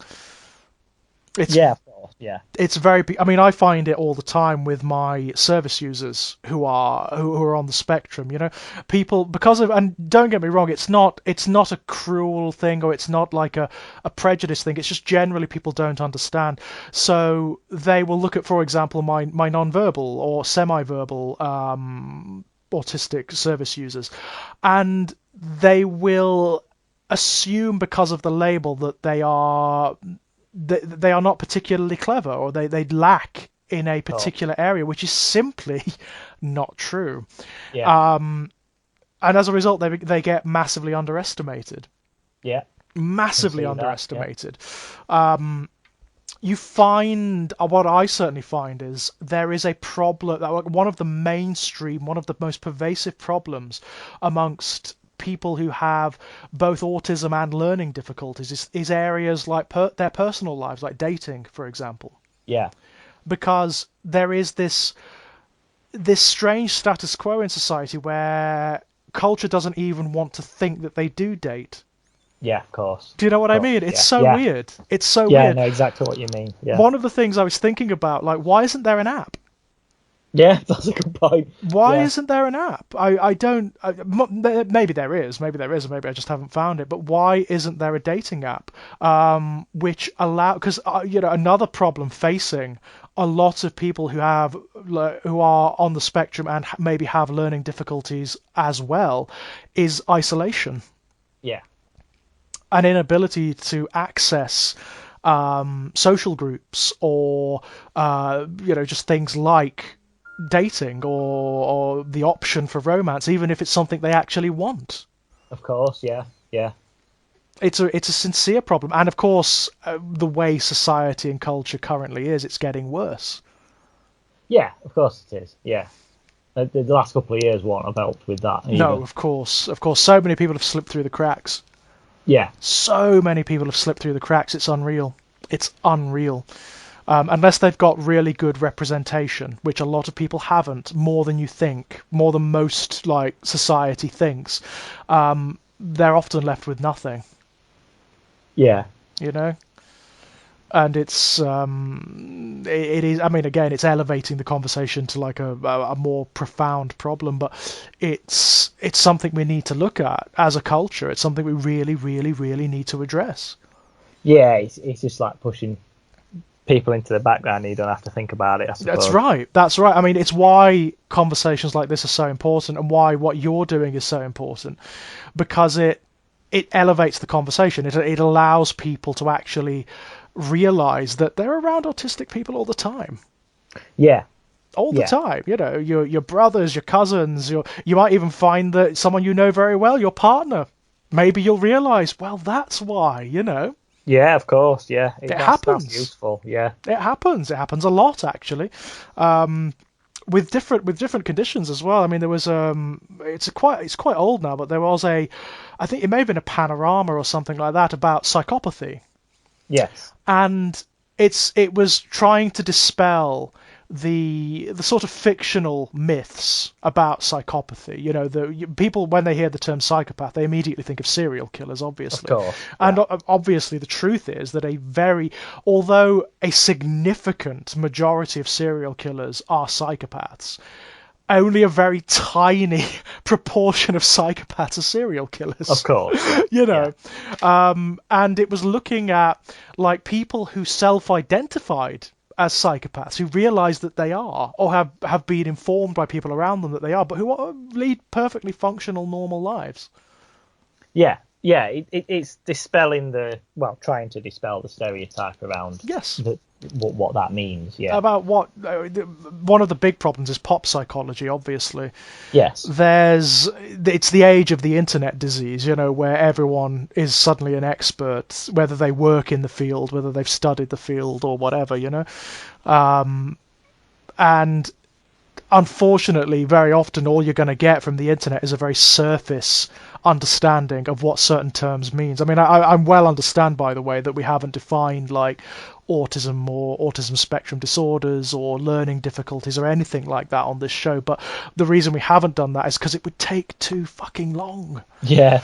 It would. I mean, you've been doing reading. The church is huge, isn't it? Yeah, I've just been reading mostly about the stuff that I think relates to me, because there's a lot of stuff that doesn't. Right. Like, I don't really do the sensory stuff. Mm-hmm. Like, I keep reading about things like people who struggle with like certain volumes of noise, or too many colours, or lights and that kind of thing. I don't have any problem with anything like that. The only thing I have that kind of comes close to sensory stuff is I don't like conflicting noise.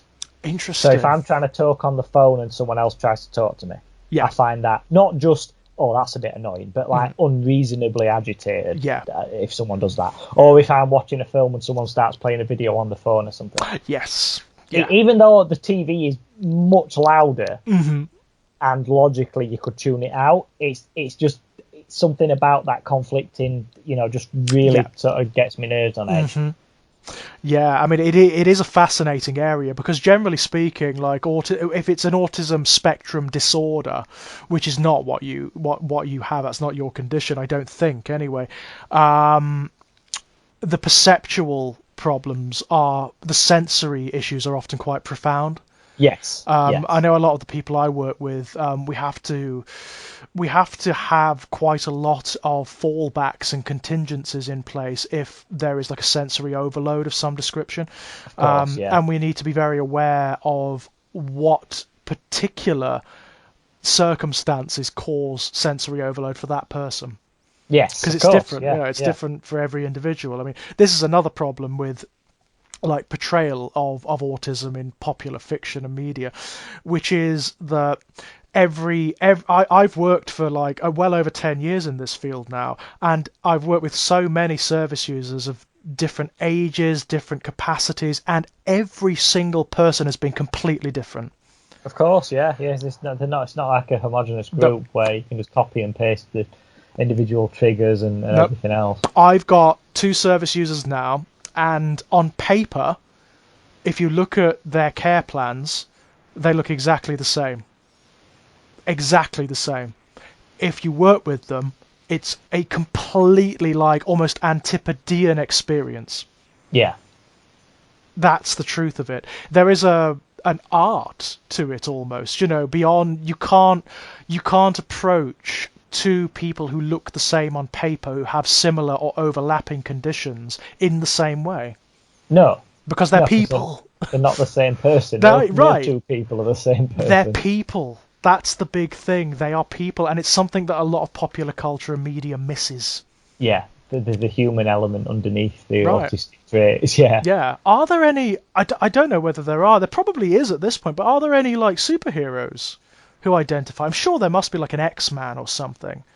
I'm not that familiar with the X-Men, to be honest. It's not something I'm that bothered about, but I reckon that would be the place where they'd probably have one. Yeah. So it would be in the place. It was the first comic book to have a openly gay superhero. Yes, it was. The first one, I think, one of the first ones to have like a black character as an equal member of the team and all that kind of. It's always a disabled user and there's a couple of trans characters now, I do believe, in the X-Men. Although in the X-Men it means it's even more interesting, because you actually literally have characters who can like literally shift not just their gender but their sex. They can actually transform, which is fascinating. I mean, Mr. Sinister is now Mrs. Sinister, I believe, was reborn into another body, into another form, which is fascinating. Loki did that at one point. Oh, Loki is like, I mean, now Loki is like completely trans. Loki is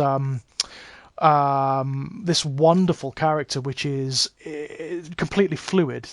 Yes. Completely fluid, and that's kind of wonderful, Yeah, it might appear as a wolf next week and right, yeah, as a wolf in the forest, because why not? It's godlike being that can be anything it wants to be. So. I mean, it's one of the positive impacts of the MCU films and whatnot. Like the fact that Loki has become such a prevalent character has changed the way they are portrayed in the comics. Yeah, because it like a lot of that's the case for quite a few of the characters. Though, like for instance, Doctor Strange was never funny before the Marvel films. No.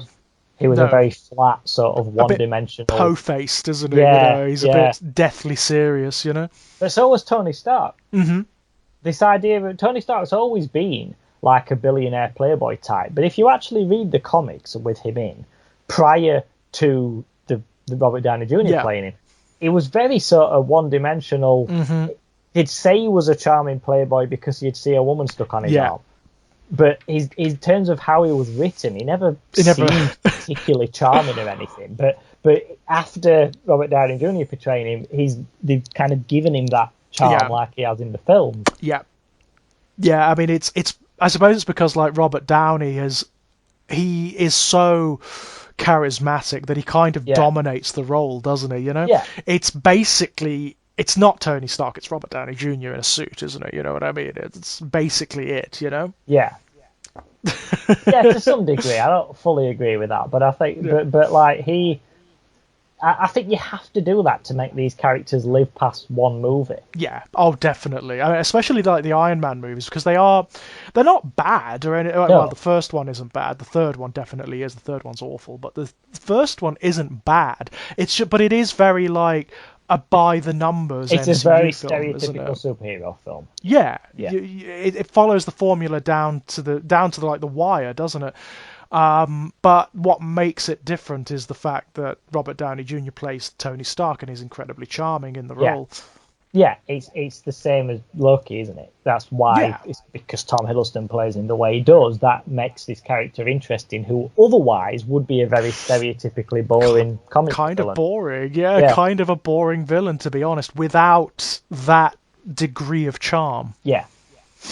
And that slight ambiguity that they start introducing later on, to the point whereby, of course, he's going to have his own TV series now, isn't he? Yes. Yeah. I mean, that was pretty much inevitable after Ragnarok, to be honest.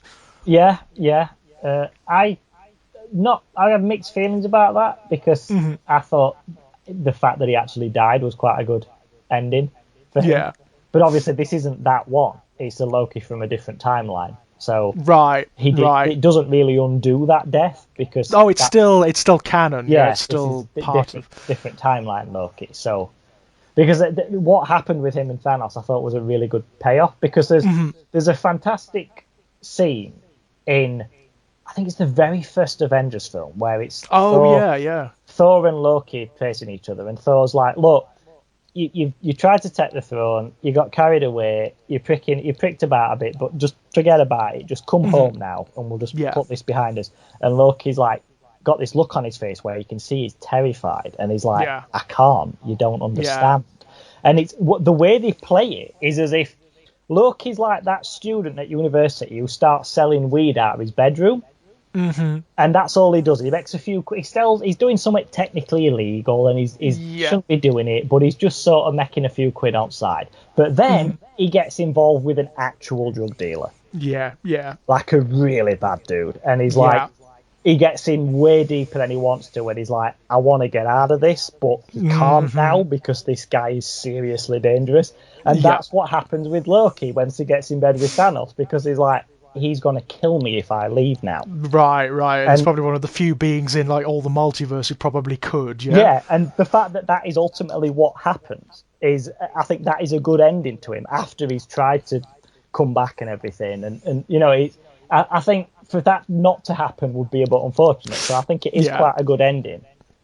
That there is a consequence to him making the decisions that he makes. Yeah, of course. I mean, like, to be fair, it is a Marvel comic book universe, so like death. Yeah, it doesn't mean much, It's fluid, isn't it? A death is a concept. Oh God! I mean, how many times has Aunt May died?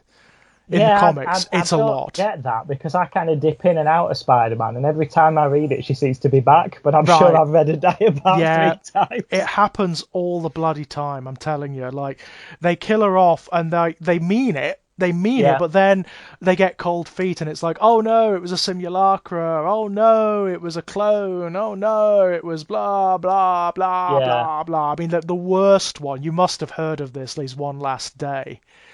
Oh, the undoing the marriage to Mary Jane, all that. Yeah. Oh, God, it's so... Well, it makes Spider-Man a complete idiot. Yeah.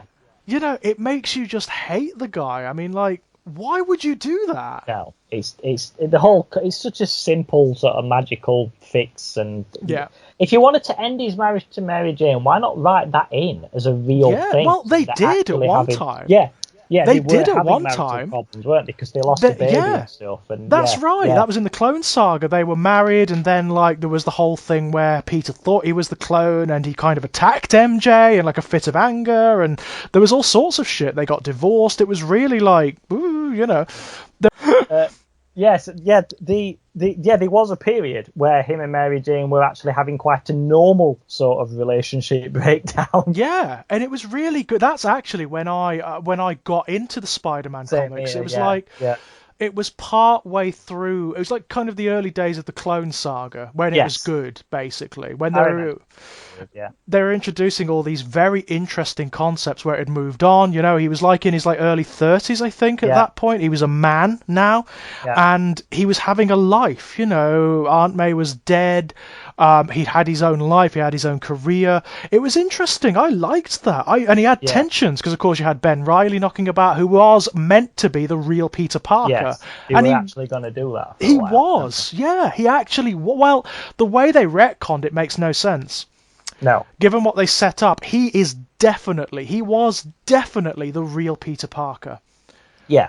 The guy who'd been away for like the last 5 years, and the Peter Parker we'd been following for those 5 years was a clone. Yeah. And that's great. I think that's really brave myself. Yeah, it was. Yeah. But apparently the Marvel going public did not like it, and they really reacted badly to it. And Marvel got cold feet in the end, and then used it as a big excuse to hit that old reset button. Yeah. And then they said that Stuart Traynor was working for Osborn, and he faked the results and all of that. Yeah. I hated that so much. I stopped reading it then. Yeah, I think I did as well. I hated it because all the mysteries were really cool. Like, you know, do you remember that character Gaunt? Yes. I loved him. I was like, oh, who is he? I mean, he was someone who knew Spider-Man. You could never see his face, so you never knew who he was. And then it turned out it was Mendel Strom. Yeah. And it's like, fuck off, he's dead. Like, he was dead as a doornail. And like, this bullshit about how, Norman Osborn found his corpse and he used a version of the Goblin formula. Yeah. This Goblin formula is amazing. It can do anything it needs to do at that moment. Right, yeah, it's an amazing magical MacGuffin, that one, isn't it? Forget the One Ring. Yeah. It's the Goblin formula that you want, you know. Forget the Tesseract or anything like that, or the Infinity Gauntlet. You want the Goblin formula. And then they brought Norman Osborn back, and I was like, that stuck. That's one of the things that has actually stuck. He's stuck around, he has. And it's like... As unfortunate as that was, it does lead to one scene which was really good, which was where Mary Jane gives birth to their baby. Oh, yeah. And it's born prematurely because Peter's blood is irradiated. Norman Osborn kidnaps it from the hospital. Yes. With the intention of experimenting on it and stuff. And it dies. Mm-hmm. And Peter goes after him and nearly murders him. Absolutely bludgeons him to death. He's like one blow away from he's gonna die. Oh, you know what? He fucking should.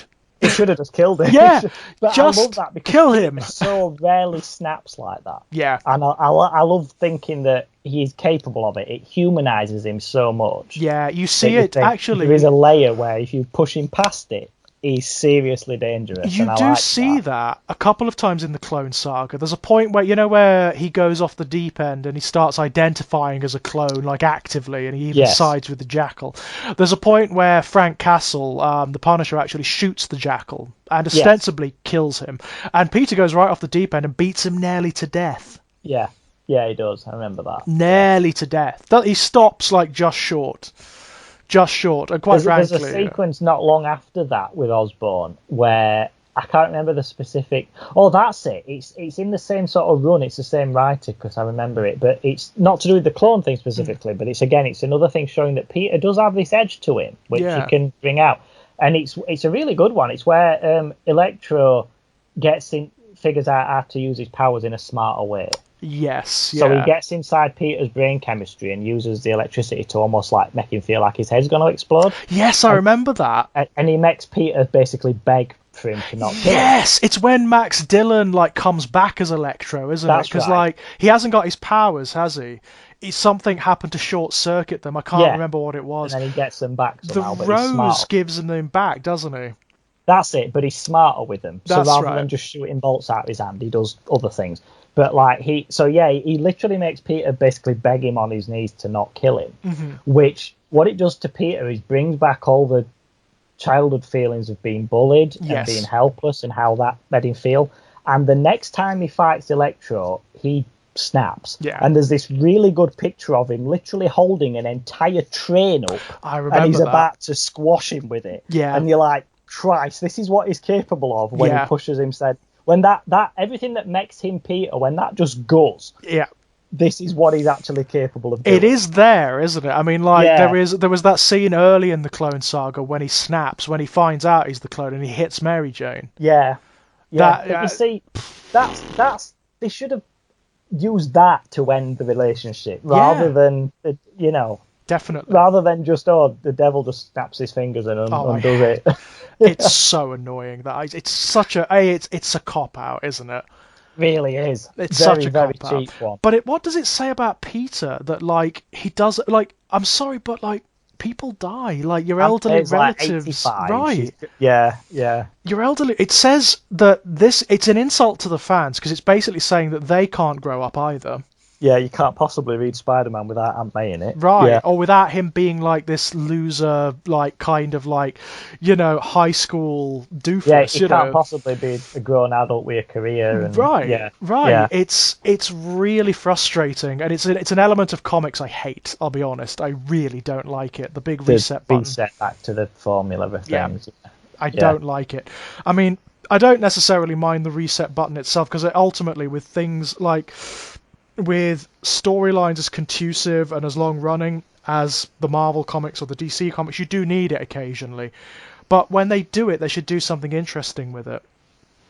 Like set up a new universe, set it up so that the universe is slightly different.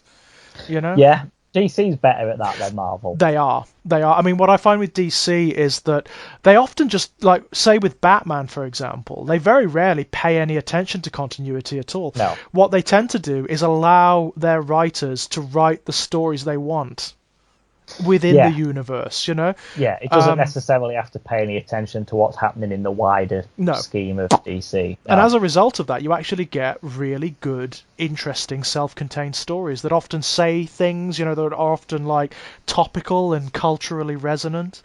Whereas Marvel is more like it's slightly lighter a lot of the time. Yeah, absolutely. Speaking of characters snapping, did you read the?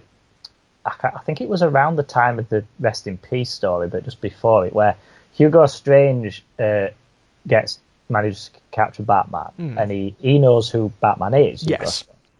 And he does something to his brain, like a form of hypnotism, where he manages to switch off everything about him that's Bruce Wayne. Right. Because he thinks that it's going to leave him just like a dribbling empty wreck. Mm-hmm. But what it does instead, this backfires severely on Hugo Strange, is that it unleashes like this unfiltered, untamed version of Batman who literally kills everybody in Hugo Strange's stronghold. He slaughters about 45 of his henchmen, and Hugo has to like desperately undo it while he's backed in this corner because he's going to kill me. Yeah. And it's like, you did not think this through, did you? Yeah. So he basically turns off the filter. Yeah. It just makes Everything him like that stops him being the ultimate version of what he could be. He switches off, and he really doesn't work the way he thinks that's going to go. Interesting. I like that. That's kind of fun. Yeah. I like when characters are pushed to that. I like when you can see, what these guys are like at the extreme, particularly with someone like Peter Parker. Like heroes, essentially. Yeah. Like heroic characters. It is fun, isn't it? It's really interesting. This is, I know this is way off topic, but just to make one last point on that. Yeah, sure. People who get annoyed at the ending of Man of Steel drive me insane. Oh, so when he killed Zod, it's like, what else was he supposed to do in that moment? Why do you have such a hard-on about Superman not killing people? Did you see what was happening in that situation? Yeah, where like the entire city is being destroyed and whatnot. What else is he meant to do? Also, that happens in the comic books. That exact sequence, not Zod, but that exact sequence of a Kryptonian villain slaughtering people and Superman being forced to kill him, that happens in the comic books. Right. It's in a story from about 1988, and as a result of doing that, Superman exiles himself from the Earth and spends about 3 years in space, which is when he ends up on Warworld as a gladiator and all this kind of thing. So, but that idea of Superman killing a villain because there's nothing else he can do, that happens in the comics, material. So I don't know where people get this idea from that it's Zack Snyder's ruined it or whatever. Right, no, that's there. This kind of puritanical notion of the heroes who don't kill people is garbage anyway. Like Spider-Man and Batman in particular spend their time kills people all the time. Just by the law of averages, they'd have hit someone who has a heart defect or like an aneurysm waiting to happen and would have killed them by now. You could check loads of panels and you're like, right, that guy you just kicked into the wall and he smashed his head against the brick wall. He's dead. Is he calling an ambulance for him when he drives off in the Batmobile? Or nope, he's just going to bleed out in the alley. The only difference is that he hasn't literally gone up and slit his throat. Right. But he still killed him. Right. I mean, it would be a really interesting story arc. It's been done in Batman, but for characters like Spider-Man, it would be really interesting if they accidentally kill someone. You know, just a standard like criminal who is holding up, I don't know, like a convenience store or something, and they end up accidentally killing them. Well, he could do that easy. You web someone and pull them too hard. Right. Well, he did it with Gwen Stacy, didn't he? Technically, Yeah. But it's easily done. They should show that, and they should explore that. What does that mean for him, Yeah. I find that fascinating. I like that sort of stuff. Some of the early, before Frank Miller really went off the edge, some of his early work is really good for that. For like exploring the cultural place of superheroes, like quote unquote, characters like the Batman, vigilantes and whatnot, because that's what he's interested in. Yeah, well, I've never understood this superhero logic of if we kill the bad guys, we're as bad as them, because I think you're not. Well, with regards to like Batman and the Joker, it's obviously not true. No. Like, it's actually more immoral of Batman to let the Joker live. Yeah, they address that there's a story called Under the Hood. I don't know if you've read that. I haven't read that one. So Jason Todd, you know Jason Todd. Yeah. So he's brought back by Ra's al Ghul. Okay. And you find out that Ra's al Ghul resurrects him in the Lazarus pit, and then he spends about 5 years training him. So he then comes back to Gotham as a grown adult. Right. And he's now calling himself the Red Hood, which is what the Joker used to call himself when he first set out. And he goes after the Joker, and he kidnaps him, and he's going to kill him. But he gets Batman to come there as well. Yeah. And Joker says, before he's like going to kill the Joker, Jason says to Batman, why is he still alive? Yeah. After what he did to me, after what he did to Barbara, why haven't you just snapped his fucking neck? Yep. And Batman says, do you not think I want to? He says it's not because it's some sort of moral line. It's because once I've killed him, I'd just kill all of them. Well, yeah. Is that a problem? No, I still don't think it is, but that's the argument that he gives, is that it would be like pulling a Coke out. Yeah, fair enough. I kind of get that. I do kind of get that as a justification, but even so, it's still, all of the people they kill are still on your heads then, and it's still a kind of selfish thing that you're doing, isn't it? Because it's for you, Yeah, but they do kill people all the time. Like on beginning of, I don't know which one it is, but one of the films with Captain America in, he throws a motorbike at a truck and it blows up. Right. Everyone in that's dead immediately. Yes, and this is Captain America, Mr. Poster Boy for Perfect, and he's just killed about 7 people in one go. Could he not have just run over and kicked him? Could he not have just, you know? Yeah, no, throws a motorbike at the truck. It's absolutely true. I mean, when you start looking at like these mythologies that just involve violence as par for the course, you know, that's just what they are. Ultimately, the superpowers are just excuses for hitting one another really hard. You know, yeah. Then if you start applying any kind of real world logic, and I mean even the merest real world logic, they've killed lots of people. Of course they have. They have. And those they haven't killed, they have like destroyed their lives, you know. Yeah. These normal, like, just like the normal criminals that Batman beats up.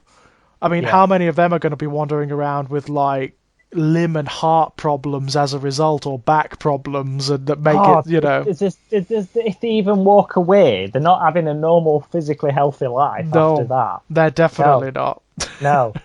But I like the levels of like extreme violence that they show him go to when they want to, because it really does differentiate in between, like there's between the other characters, which is why again people complaining about the Ben Affleck version, right? Like, I don't get what your problem is, because this is Batman, this is what he's like. Have you actually read the source material? Right. I mean, you know, there's an example of something he does in one of the comic issues that always, you know, them things that kind of make you wince because it's like the thought of it. Captain Boomerang is brought out of retirement for like one last job. Okay. He's hired by this guy who gets access to loads of superhero secret identities. He hacks a bunch of data files that various government agencies got, and he is hired, Captain Boomerang, to kill this guy who's this middle-aged fellow in a wheelchair. He doesn't know why he's killing him, but it's actually the current Robin at that time, Tim Drake. It's his dad. Right, okay. Interesting. But Boomerang don't know who he is. He's just hired to go and kill this businessman. So he does, and he leaves his calling card, so it's blatantly obvious. It's clear. So Batman comes and finds Tim Drake like crying over his dead father, and he finds the boomerang there, so he's like, right. I'm gonna go and get him. There's a really good issue where Batman isn't even in it, where you just see Captain Boomerang walks into Penguin's bar, the Iceberg Lounge, and he's like, pour me a drink, lads, I just killed this businessman. And they're like, who is it? And they tell him, and he's like, yeah, we've seen that data file too. That's Robin's dad. Oh. And they're like, and he's like, oh, so I killed a superhero's dad. Brilliant. Pour me a bigger drink. And they're like, do you understand what you've just done? Right. Do you have any idea what's coming for you? Yeah. Just bear in mind that, you know, this dude is used to dealing with like the Flash. Yeah. You know, and now he's in Gotham, and he's like, Penguin's like, you need to leave, and if anyone, I'm going to erase all the security footage of you entering here tonight. Anyone who's spoken to you is getting their life threatened, because I don't want him to think that I am harbouring you. I love it. Everywhere he goes, he gets the same reaction, and it's like it does it like a horror story of this. You know, like that film It Follows, where you get this like impending doom of something is coming for you now. But when he actually catches him, and obviously Boomerang does not do well in this fight at all. Well, but clearly, Bruce throws one of his boomerangs back at him, and it hits him in the spine. Right. And then he kicks it straight through and severs his spinal cord. So he's like crippled. God. But it's the image of him kicking it, pushing it through and it's like, that just makes me just wince, because you can imagine that. The pain of it is just, but like, that's a DC thing. You would not see that in a Marvel comic book. No, you would not get that. No, they tend to like, if there is like real hyper violence, then it tends to be a bit more exaggerated in the Marvel comics, doesn't it? Like it's more comic booky, you know? Yeah. And I think that's one of the reasons why I think they do just kind of gloss over the level of killing in the Marvel stuff, because it opens up too many questions, doesn't it? It does a little bit, yeah. I mean, I always remember, I always refer back to the Clone Saga, but like there's a sequence where one of the many hobgoblins, the new version of the hobgoblin, rips. Well, this is the one it's the very sort of 1990s one that's got like the cyber bits all over him. He's got like a cyber eye, and he's got like all of these blades on his arms. Ammo pouches. There'll be ammo pouches if it's There's ammo pouches, yes, full of stuff, yes. He rips Spider-Man apart. Like, there's so little. Like, Peter Parker. I mean, it's not Peter Parker. It's Ben Reilly at that point. He's bleeding like hell. It's unbelievable the amount of damage he does to him. But it's all very stylized. So the blood is like, it's black. You know, it doesn't look like blood as such. It's just one step removed from... Yeah. But it's very violent. I mean, the moment is incredibly violent. Yeah, I do think sometimes they kind of go there, but not fully. Yeah, but I think that the films are very interesting with that, because they're now roping in characters like Marvel's now got the Punisher back. Yes, I know they did the Netflix Punisher, which was brilliant, absolutely brilliant series. Great casting. Oh, fantastic! But you never see him like with Spider-Man or anything, and I wonder if they're ever going to kind of go there with that. It's difficult, isn't it? I mean, how do you? I mean, especially with Spider-Man as he is now, because it's the lighter Spider-Man now, isn't it? How do you reconcile a character like Frank Castle in that universe? It's very difficult. I think the way they've done Spider-Man as a kid works better for me, particularly with his temperament, because something I never understood in the older version is that, like, you've got this really, not just the films but the comic books as well. You've got this like really nerdy put upon kid who's meant to feel like a victim every time he goes to school. Yeah. And now he's suddenly capable of punching through a solid wall. Yes. Why is Flash Thompson not crippled? Yeah. Yeah. You know what I mean? It's funny you should mention that, because that does happen in the comics at one point. Well, yeah. Not by anything Spider-Man does. It's actually the Green Goblin who does it. Yes, he does. And then he ends up as Agent Venom, doesn't he? That's right, yeah. But I mean, do you know, the next time... Yeah. After his powers come, the next time Flash is like, oh, I'm going to lock you in your locker or whatever. Yeah. You know what I mean? It's like, I'm sorry, but Peter is not Jesus Christ. Yeah. He's going to snap and he's going to be like, I don't think so, Flash. In fact, I mean, it would be more interesting if when they do the next big reset, if they make the character a little bit more legitimate, like as a teenager, you know? So he does have these moments of, like, you know, where he does, you know, actually hurt somebody by accident or whatnot. But you see, that's why I like what they've done with the Tom Holland version, is because he doesn't seem bothered by the Flash, for instance. He's just sort of like, Flash is just an annoyance to him, because the stuff that he deals with in his life as Spider-Man, it makes stuff like Flash's teasing so insignificant. So he's not even bothered by it. And I think that's a good way of doing it. Absolutely. Because I mean, there is a good sequence on, I can't remember which Spider-Man film it is, but one of the Spider-Man films, the most recent ones, Flash is pricking about, like, saying, oh, I've got your textbook or whatever. And Peter just accidentally hits him outside the head and boom, it just knocks him flat out. Yeah. And he's like, oh, shit, I didn't need to do that. Yeah. But that just shows you how effortlessly Peter could beat the shit out of this guy if he wanted to. He doesn't even mean to. He just accidentally slaps him upside the head and boom, he's out cold. So he's got to be careful, hasn't he? You know, because he could really hurt someone. So, like, if he was actually bothered by Flash as a bully, the way he used to be portrayed as being in the comics, there's no way he wouldn't have snapped. Yeah, he would have absolutely retaliated, and that would have gone very badly. It would, wouldn't it? Well, he probably would have been found out, for one thing. Yeah.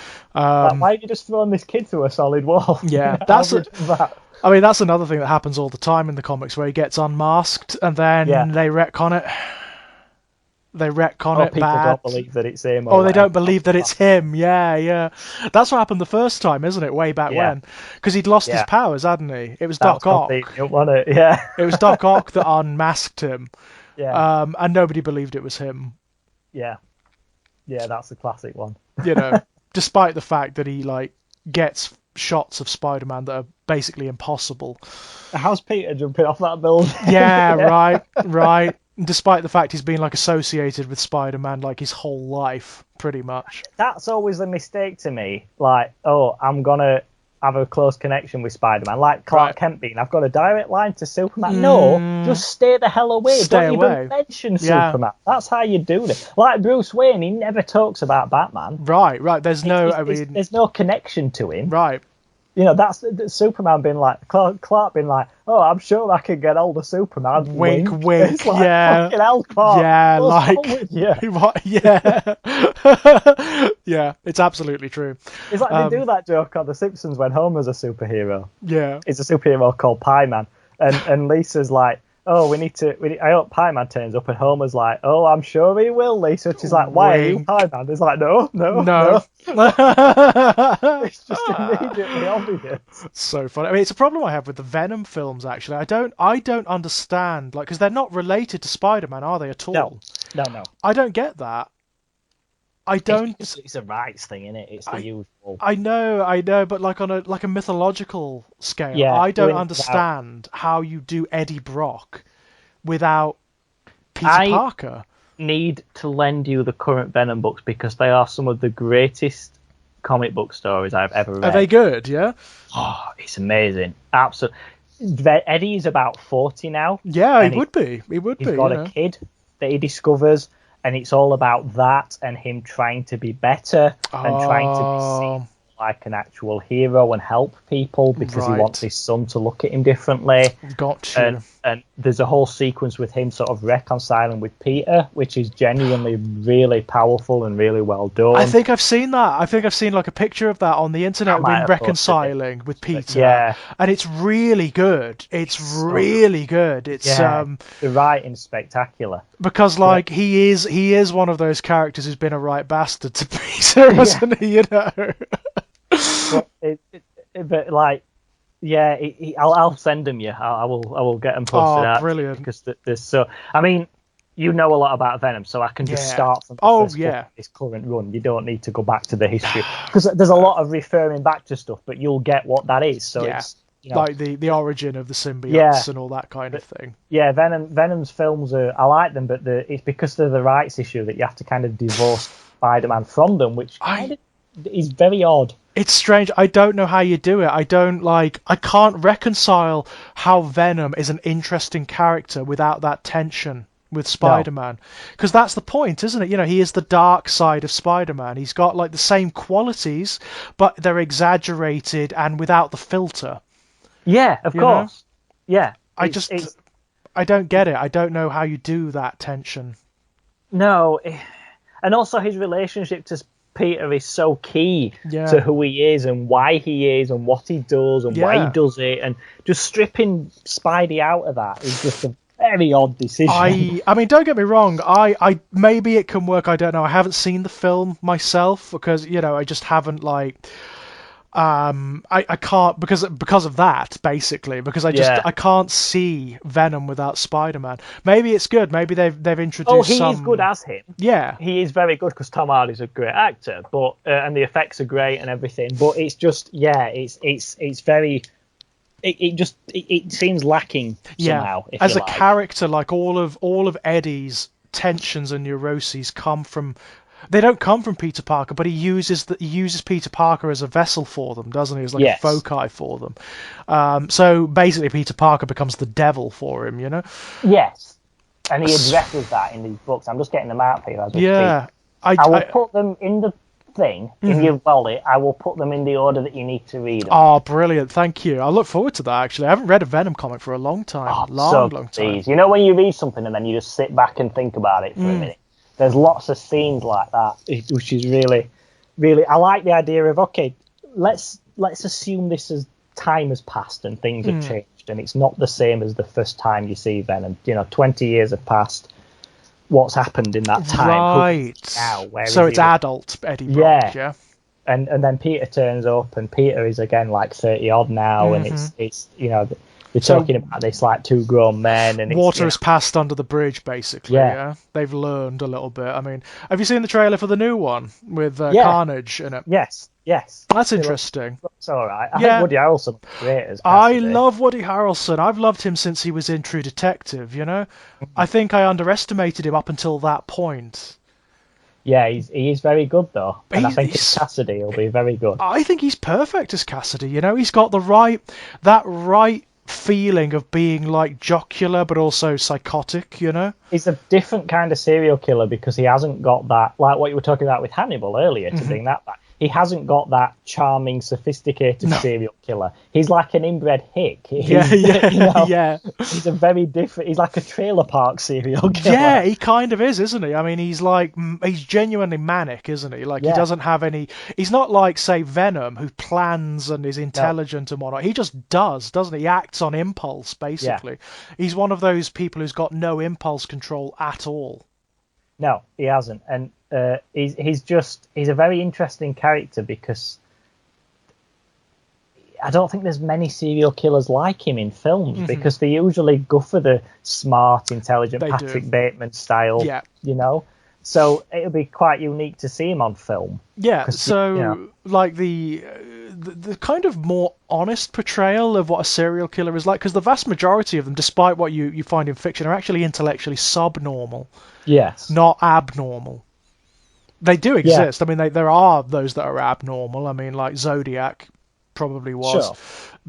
It's difficult to determine because he is never caught. BTK was incredibly smart. Yeah. Ferociously smart, actually. His IQ is something ridiculous. It's like, it really is absurd. But the vast majority are more like Ed Gein. Yeah, of course. So sort of subnormal. Which Cassidy's a weird one because he is not unintelligent. Cassidy isn't unintelligent. No, he actually is, but he's not got that like hyper intellectual. No. He just doesn't plan things. He doesn't think about things, especially since it became Carnage, because he doesn't have to. No, of course he just acts on impulse. He does whatever he likes, basically. Yeah, and he's immune from most consequences of things. That's true. Yeah, he is stronger than Venom, isn't he? He's officially, according to Marvel, he is actually stronger than Venom.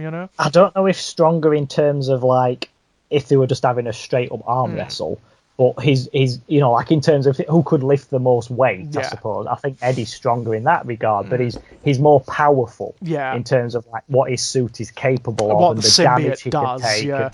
And of course, I mean, he's more in tune with his symbiote as well, isn't he? Because it's like part of his bloodstream. It's basically like just melded with him. And also, he just lets it do whatever it wants. Yeah. Eddie often kind of pushes back against it. There's tension between Eddie and his symbiote, isn't there? But there isn't between Cassidy and his. No. He's whatever it wants to do, he just lets it go. Yeah, he's fine, isn't he? He's absolutely fine in that regard. I always like the way they draw him. You know, when those artists that draw him so he looks like flayed muscle? Yes. I love that. Yes. I think he looks great when they draw him like that. It'd be good to see a proper shot of him in the film. I mean, you get a brief glimpse of the advert, but not fully. But that'll be interesting to see. Because he's a lot less controlled looking than Venom, isn't he? He's a lot less smooth. But he's always got extrusions, doesn't he? Like Venom usually has like the composite suit and the extrusions come later, but Carnage has always got bits coming off him and blades and things going on. The only thing I didn't like about the Venom film is it does a few too many of those bits where like we spoke about at the start where like it's trying to be cool. There's a bit consciously cool. And that's unfortunate, but outside of that, it's not bad. It's not bad. I mean, I'm interested because I like Venom. Venom I've always had a bit of a soft spot for, but what I like about Venom is the fact that he is kind of complex and you can tell stories about him. Yeah. Some of the better stories are about his personal life and what being Venom has done for it, All of that is in these books that I'm sending. Right. That's cool. Those are the best ones. Those are the best stories. There was that run about a decade ago where you found out that Eddie had cancer. Yeah. And the symbiote. Yeah, it was interesting. The symbiote was kind of feeding off of like the adrenaline that the cancer was causing. That's right. That was interesting. I liked that. But the end of that was quite good because the suit was keeping Eddie alive, but sort of damaging itself by eating this cancer. So Eddie forcibly separated from it because he cared for it that much that he didn't want it doing that to itself for his sake. Which is that's interesting. That's like the whole dynamic. Yeah, of, the relationship between Eddie and his symbiote. That is interesting between the man and the alien. Anyway, I am going to return to my notebook. Yes. Sorry. It's Strange Playgrounds, my loves. Talk about comic books all day. It's Strange Playgrounds. You know what you're in for. What we do. You know what you're in for when you click on one of these. I mentioned earlier that I have got two characters, one of whom fits the stereotype of they don't know that they've created an autistic character. Got you. So from what era are we talking about? At 90s. I would be. And the other is an example of one who they do, but they just don't call it that. Oh, interesting. So we'll do the first one first. So this is like I'm putting forward a legal case here. But I suggest to you that Ross Geller is autistic. Ross, from Friends? Yeah. Because if you look at his behaviour throughout the series, he's someone who very much likes things to be done properly. Mm-hmm. He likes rules and order and that kind of thing. He gets very agitated when things don't follow that. Mm-hmm. Like when he does what he perceives to be doing everything right, but then the result isn't what it should be because of human nature. He gets agitated. Very agitated and uncomfortable about that. His reactions he really struggles to regulate his emotions sometimes. He's like very unrealistic with things. He's very logical, he's very sensible, and he really struggles to deal with people who aren't, like Phoebe. And, if you look at a lot of his behaviours through the lens of someone who is autistic, he makes a lot more sense. Interesting. And, of course, he was from a time when you just wouldn't have had that application. Which is why I think he's one of those where the writers formed him as like a composite character of whoever they were basing it on. But some of those elements are from people who are autistic. Yes. They wouldn't have had that word for it. That's interesting. I mean, the more I think about it, the more it feels like you're right, because he even has like his like the subjects, which is obviously dinosaurs, special interests, So I can definitely see that. I mean, as you were talking about it, I was thinking of another one that popped up in my head, Niles Crane. Oh yeah, definitely. Niles Crane has got so many autistic qualities, like classically autistic qualities, and he even exhibits very classically autistic behaviors. Like he has the meltdowns, the classic meltdowns, he has to go and recharge on his own. Yes. Yeah. Where like he needs the environment to be just so. Yeah. It has to be a familiar environment, and he has a routine that he follows throughout his day that is unimpeachable, Yeah. Really interesting. I wonder if this is a theme that you will find in 1990s sitcoms where there are these characters. Possibly. I mean, one of the things with Ross is like, which I think will be very different if it was done now, is that like a lot of his breakdowns and stuff are played for laughs. Yeah. Whereas I think if you look at it through the lens of someone who's autistic, I don't think it's quite as funny. No, you probably understand more. Yeah. You probably understand, well, yeah. Like the classic one, which I've always completely empathised with him on, is when that guy takes his sandwich. Right. You don't take somebody else's food. No. And, he's going through an extremely tough time at that point. He's just ended a marriage. Right. He's basically living on a friend's couch. He's like absolutely burnt out. So the reserves are used up. Yeah. There's no like the reserves they would use to mask, basically. Yes, exactly. Isn't there? He's doing what autistic people do, which is like you find some ways in which to make yourself comfortable, like you were saying about Niles with his routine and cleaning the chair before he sits on it. And one of the things that Ross is holding on to is that they've just had Thanksgiving, and whenever they've had Thanksgiving, his sister makes him this special sandwich every year that he really looks forward to having. And that's his thing at the moment. It's like that's the one thing that he's holding on to, which is like it grounds him, it normalizes his reality for a moment. It reminds him that not everything is falling apart. Yeah. Takes that to work, puts a label on it saying Ross Geller, puts it in fridge, some fucker else takes it and eats it. And he goes ballistic. Yeah. And it's played for laughs, but I absolutely understand that. Yeah, and it's I mean, obviously it's exaggerated, but because it's a comedy, but it is actually a noted trait. Yes. It is that notion of the straw that breaks the camel's back. It's what happens when people have reached the end of their reserves for whatever reason. and people should be respectful of that and give you the space, that kind of thing. Give you the space. One more thing where people aren't doing that, and there's a few instances throughout where he snaps and acts in a way that's really sort of like seems quite aggressive and stuff. But again, if you look it through the lens of this is an autistic person who's been put through an extremely emotionally challenging situation and he doesn't know how to deal with it. Yeah. It changes how you view it, I think. It really does. That's fascinating. That is really interesting. It kind of, I wonder if it casts a slightly less flattering light over the sitcom as a whole. The fact that these elements are played for laughs and for ridicule, Yeah, I think there's a lot of that in a lot of sitcoms where, or anything really, where you've got a character who is on the spectrum in some way, but not necessarily labelled as such. Yeah. In that you look back at them, how many of their bits were played for laughs, like Niles cleaning the chair. Yeah, right. As an example, you said Niles, that's a perfect example. Stuff like that. Yeah. Why do you have to mock him doing it? You know that that's what he needs to do to feel comfortable. So why would you take the piss out of that? Of course, does it harm harm anyone? No. Just let him. So just let him do it.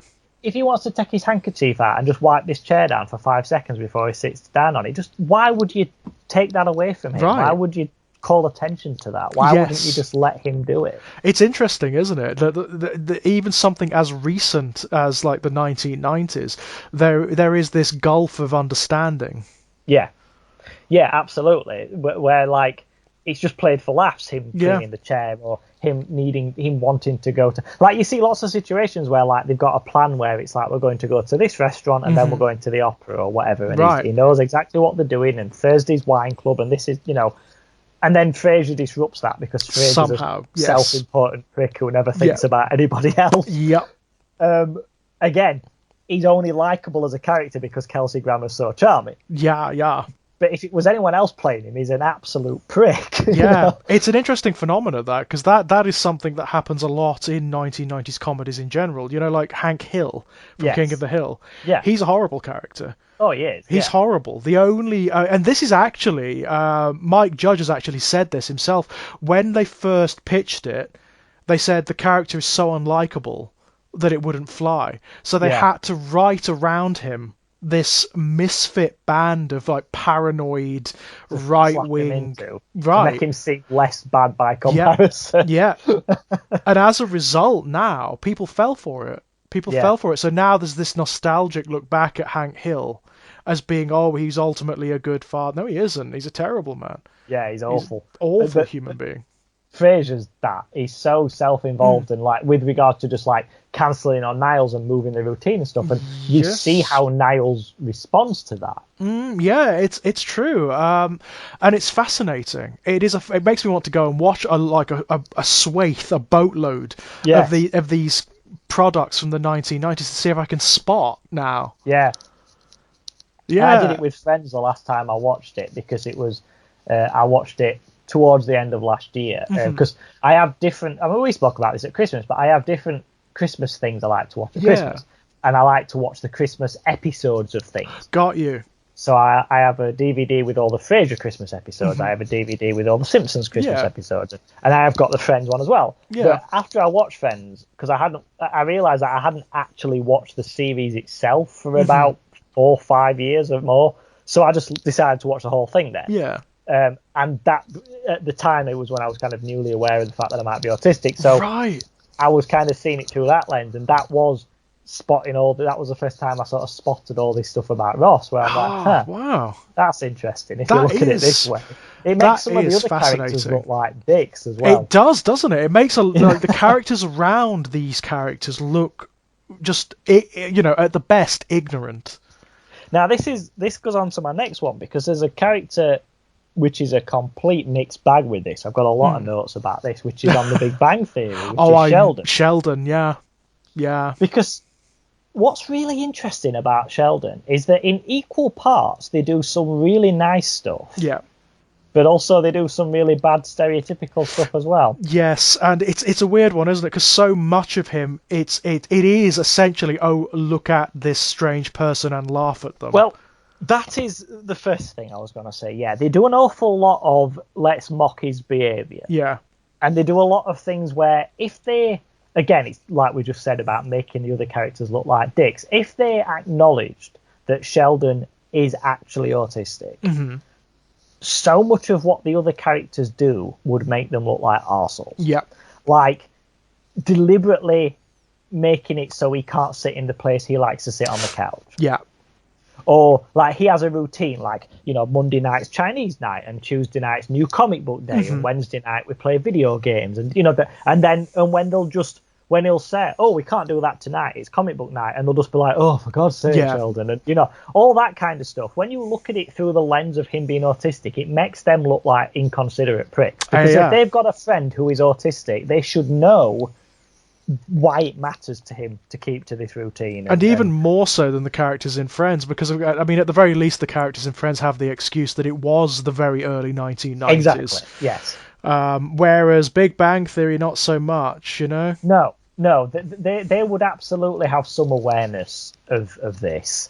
And you would think that in real life, you would hope that would make them modify their behaviour to not expect him to be okay with just changing a routine. Right. Or, of course, he likes to sit in one place in the couch. He even explains in a very, just screams autism. He explains why he likes to sit there. Yeah. He says it's the perfect space from the TV. It's not too far from the radiator to be cold, but it's not too close to the window to get a draft. He explains everything about why he likes to sit there. It's a very logical thought process that he's decided upon. There are plenty of other chairs for everyone else, so why would you sit there? So, like the scenes where he comes in and someone else is sat there and he has to ask them to move, it's like, for a start, it's his home, but you know why this seat matters to him. He's explained this. Why would you take that away from him? Yeah. Why would you do that? Why can't you just sit on the other end of the couch? It's just like, it's like deliberately poking him, you know, and stuff like that. When you just see it as, oh, as quirky mate Sheldon, then fine. But when you see him as an autistic person, it doesn't seem funny anymore. No, it actually becomes a matter of, it becomes almost abusive, doesn't it? You know, it's, Yeah. But on the other, I mean, the other issue with him is they do kind of go down the savant route with him. Yes, of course.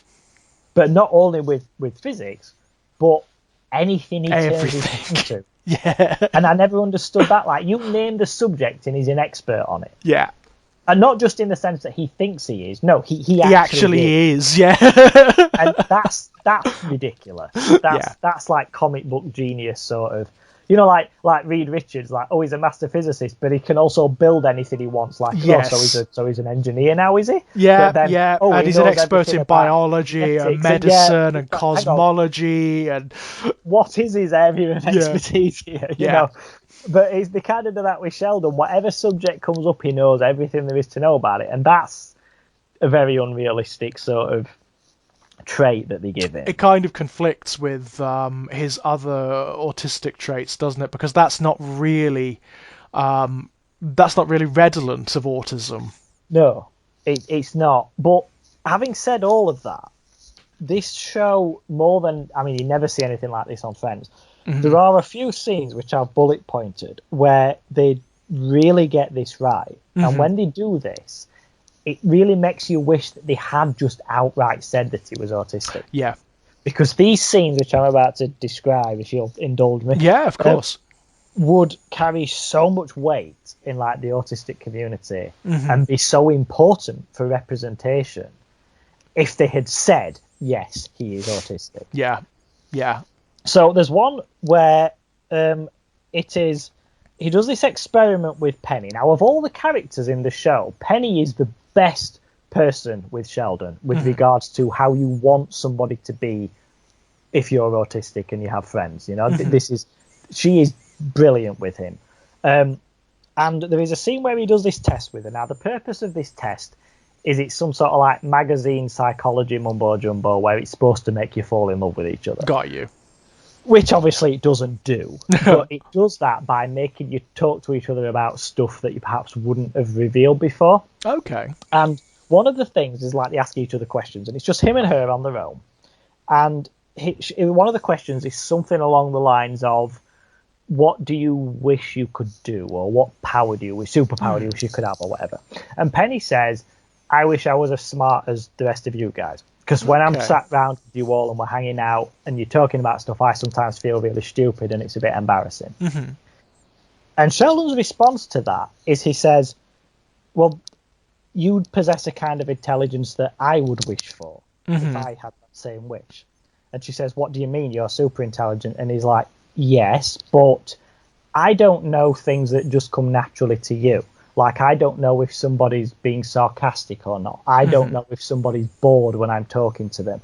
I don't know if somebody is being sincere when they show affection towards something that I've said. I can't read any of these things, and it makes it very difficult for me. Yeah.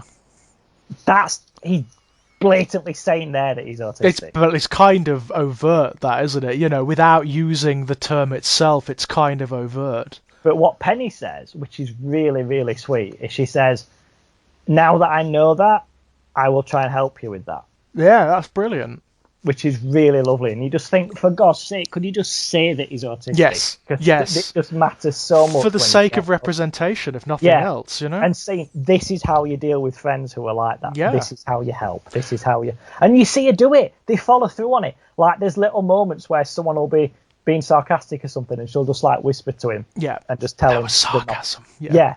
And it's like, oh, they do it. They follow through with it. And it's lovely. It's really lovely. And there's another moment, which is a really, really quick one, but it's brilliant that they put it in there, where Neil Gaiman is on it, and he goes... Okay, like actually in it? Yeah. Oh, okay. And he goes to the comic book shop that the guys always go to. And he tweets about it, saying it's a great shop. And suddenly everyone wants to go to this comic book shop. So this shop, which is usually the place where these guys go and it's quiet and whatnot, is suddenly packed with people. Oh.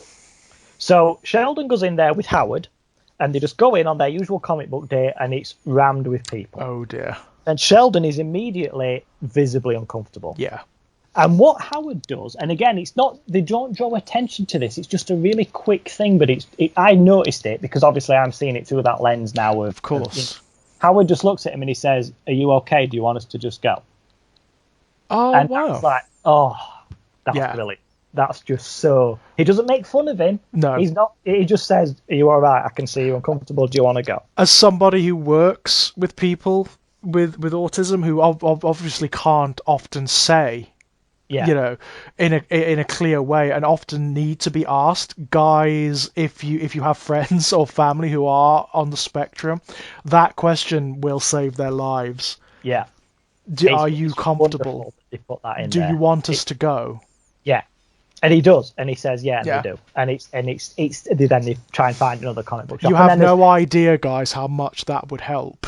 You know? Absolutely, yeah. And the rest of the episode is about them trying to find a new comic book shop, and they're all weird or annoying to him in some way, which is funny. But just that moment where Howard sees in him he's not okay with this, and asks him that, it's like, that is wonderful. That is really, really well done. And there's another bit with Howard actually, which is I'm just trying to think how much context to give, because I don't want to describe the entire episode. Basically, Howard, his wife's pregnant, so he's going to be a father for the first time, and he's worried about that because he's got no frame of reference, particularly because his dad left when he was little. Right, so there's already neurosis and problems there. Exactly, so he doesn't know how to be a dad, and he's worried about that. At the same time as that, Sheldon is wanting to learn to drive because he gets driven around everywhere by everyone, and they're always sort of complaining about that, so he decides he'll learn, but he struggles to learn to drive, which apparently is quite common for autistic people. I struggled to learn. It took me a long time. I now drive an automatic because I just find my brain can cope with that so much easier than having to worry about everything else as well. I can drive manual, but I just prefer... You prefer not to, yeah. So Howard decides, I will take Sheldon out and teach him how to drive. And what you think this is going to be, like some compilation of Sheldon doing terribly and Howard getting exasperated, that is not what they do. He's a really good teacher with him, and he's really patient, and he explains things in a way that Sheldon can appreciate, and he's really verbally rewarding, and he's really calm and patient, and he's really lovely with him, and he actually teaches him to learn to drive, and then at the end he's going to take his test. But what he says to Howard after he's been teaching him is he says, thank you for being so patient with me. You're going to be a wonderful father. which is the kind of the payoff, which is really lovely. But it's just the fact that, you know, that feels like it's earned that moment, you know, because you see how he is with him and how he caters to why is he struggling with this, and okay, let's focus on that. And it's really done, and it's not one of those. Again, the bits that I always think are quite emotionally impacting are the bits that they don't intend to be. Right, it's just the small moments, almost incidental moments. Exactly. It's not one of those bits where the music's there and everyone goes, ah. It's not. It's just a blink and you miss it moment. Yeah. But I just thought, no, those are the bits that I think are more genuine. Yeah, I mean, it's fascinating. I was just thinking, actually, while you were talking there, have you noticed that every character we've spoken about, and I mean every single one, has been male? Yeah, that's another thing, isn't it? But every single one. And this is a really important area of representation, not just in media, but in culture, actually. You know, women with autism, they are a smaller demographic, but it's hard to say how much smaller. Because traditionally, they find it much more difficult to get diagnoses. Doctors are often very difficult with them. Yeah. It's more difficult to identify generally in women because it manifests slightly differently. I've heard that, yes. But there are so many women who don't have the diagnosis who need it, you know, who could Sorry, go on. Did you see Rebecca's article recently? Oh, yes, it was brilliant. Yeah. Because she now knows that she's autistic as well. Yeah, it's fascinating. And she's been talking about that a lot in different articles and stuff, which is really good. We need more of that. And in fiction and popular media, I can't think of anyone. No, you can't, unless it's someone who's done as like a joke. That's it. Yeah. That's all I can think of, joke characters. Joke characters or characters who are portrayed as insane or what, you know, who are not, you know, they're either monstered or they are jokes. Yeah. You know, I can't think of many characters in any, certainly female characters, who have that representation. No. The only show I can think of that goes there to a degree is, bizarrely, the Netflix She-Ra. Yes. Yeah. There's a couple of characters in that maybe. Yes, actually, no. Actually, definitely. There's, what's her name? The one with the hair. The one who makes the mechanical Entraptor. Yeah. Entraptor, very, very much so. She's a rare example of a female character in a popular show that actually has autistic traits. Certainly, like neurodivergent traits. Yeah, she definitely does, yeah. And she's a very deliberate attempt to represent that, you know? And done brilliantly, I've got to say. Done beautifully. Yeah. Really, really interesting character. But beyond that, no, I struggle. Right. I struggle to think. There's only one more scene which I wanted to do. Oh, sorry. Yes. No, it's fine. This is actually my favourite one, and this is probably the best example of one of those things where, if they'd have said that he was autistic, then this would count so much in terms of representation and understanding. And people looking at this and going, oh, I wonder if my friend might be autistic because he does this. So they find out that Sheldon has never had a birthday party because he doesn't like them. They speak to his mother and ask about it, and she says he never wanted one. We used to ask if he wanted one, and he didn't want that. And he's never wanted one, and they talk to him about it, and he says, I don't like it. I don't like that many people paying attention to me. I don't like being the centre of attention that way for no reason. It's not like I've accomplished something and the people are praising me, which is fine. It's just everyone singing and oh, here's presents, and I don't like it at all. I'm not comfortable with it. But of course, they ignore that. So his friend Leonard decides to throw him a surprise birthday party. Now, this is where it's great immediately. And you know what? I think when characters are done well, which the interesting thing about Big Bang Theory, and like all sitcoms really, is sometimes the characters are done really well, and sometimes they're almost like caricatures of themselves because they need to be to get to a certain point. You see that in Frasier a lot as well. Yes, you do. Oh my God, don't you? But when they're done well, they're done really well, if you know what I mean. Yeah. And when they're done well, I kind of think you can imagine them doing stuff off screen. It doesn't seem like they've only appeared for this scene. Does that make sense? Yeah, you can actually get a sense of who they are as like complex people, you know? Because so Leonard's like planning this surprise party, and Penny says to him, they're dating at this point, Leonard and Penny, and she says, "This is a bad idea.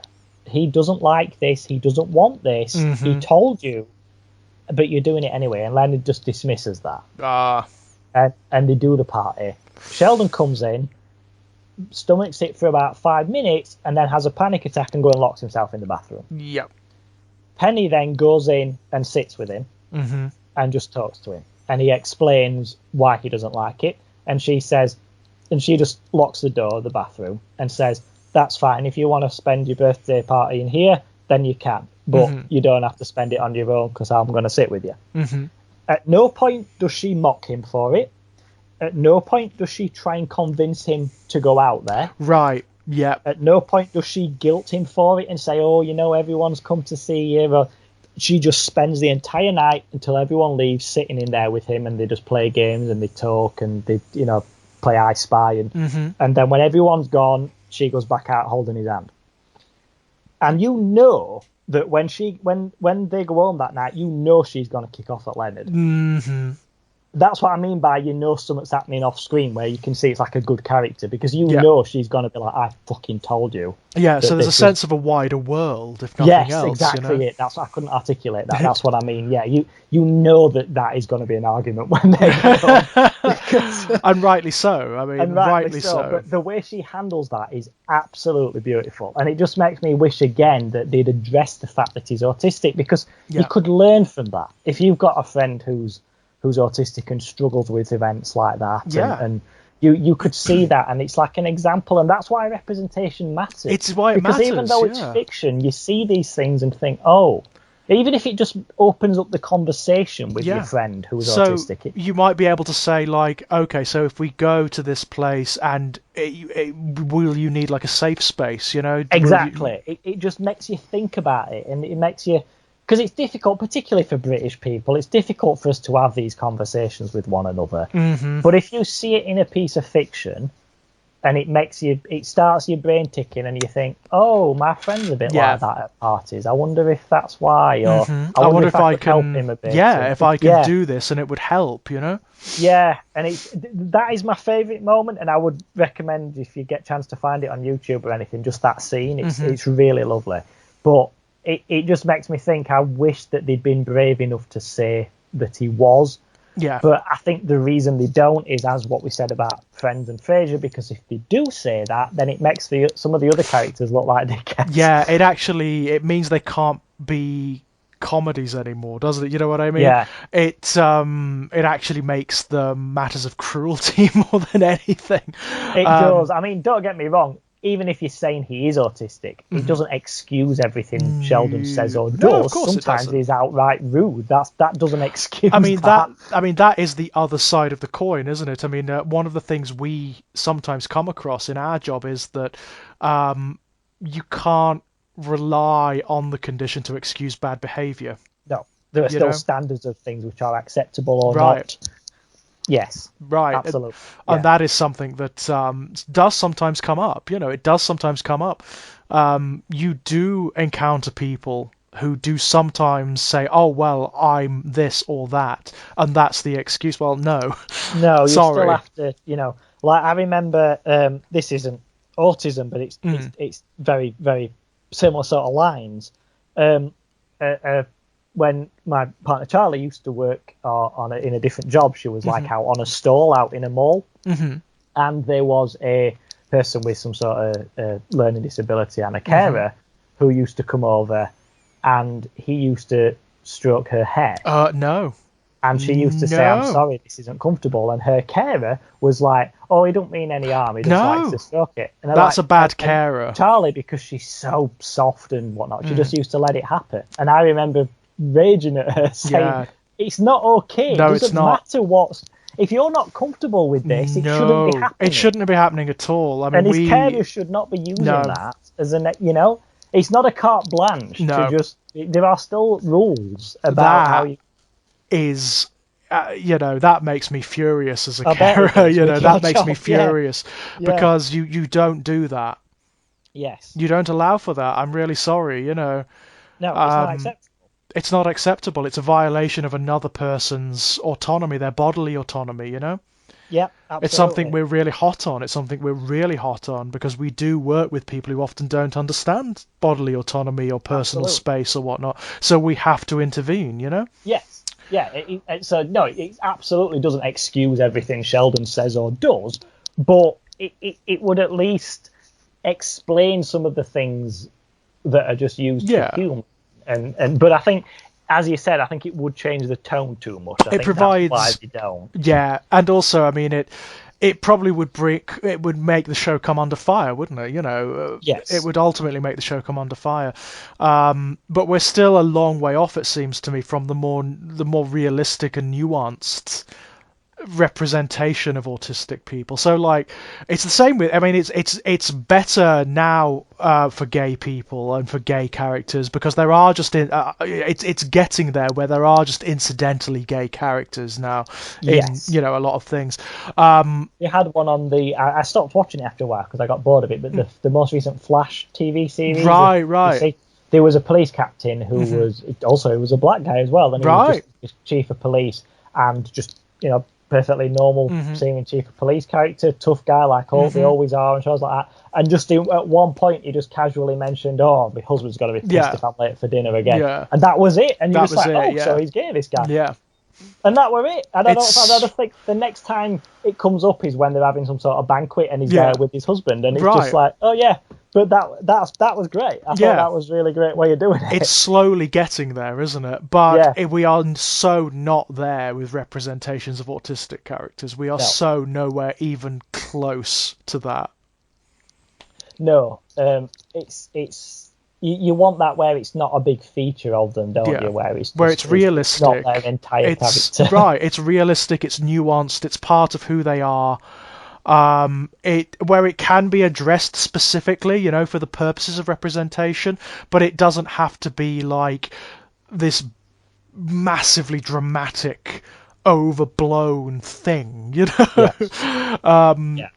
It frames some of why they do what they do, but it doesn't define everything about. Yeah. It's difficult at the moment. It is very, very difficult. And the only way to get there is through further representation. It's the same with like trans issues and whatnot. I think trans people are probably on a level pegging in that regard with people who are on the spectrum. Oh yeah. In terms of like the widespread misconceptions, misunderstanding, and indeed the widespread prejudices, because there are prejudices against people with autism and all sorts of neurodivergences. Yeah, of course. Any kind of other is always gets you prejudice. But I think having more of it in just representation is that word again, but having more of it in things just people just get used to seeing it. It's so important. It's so important, and it's so important.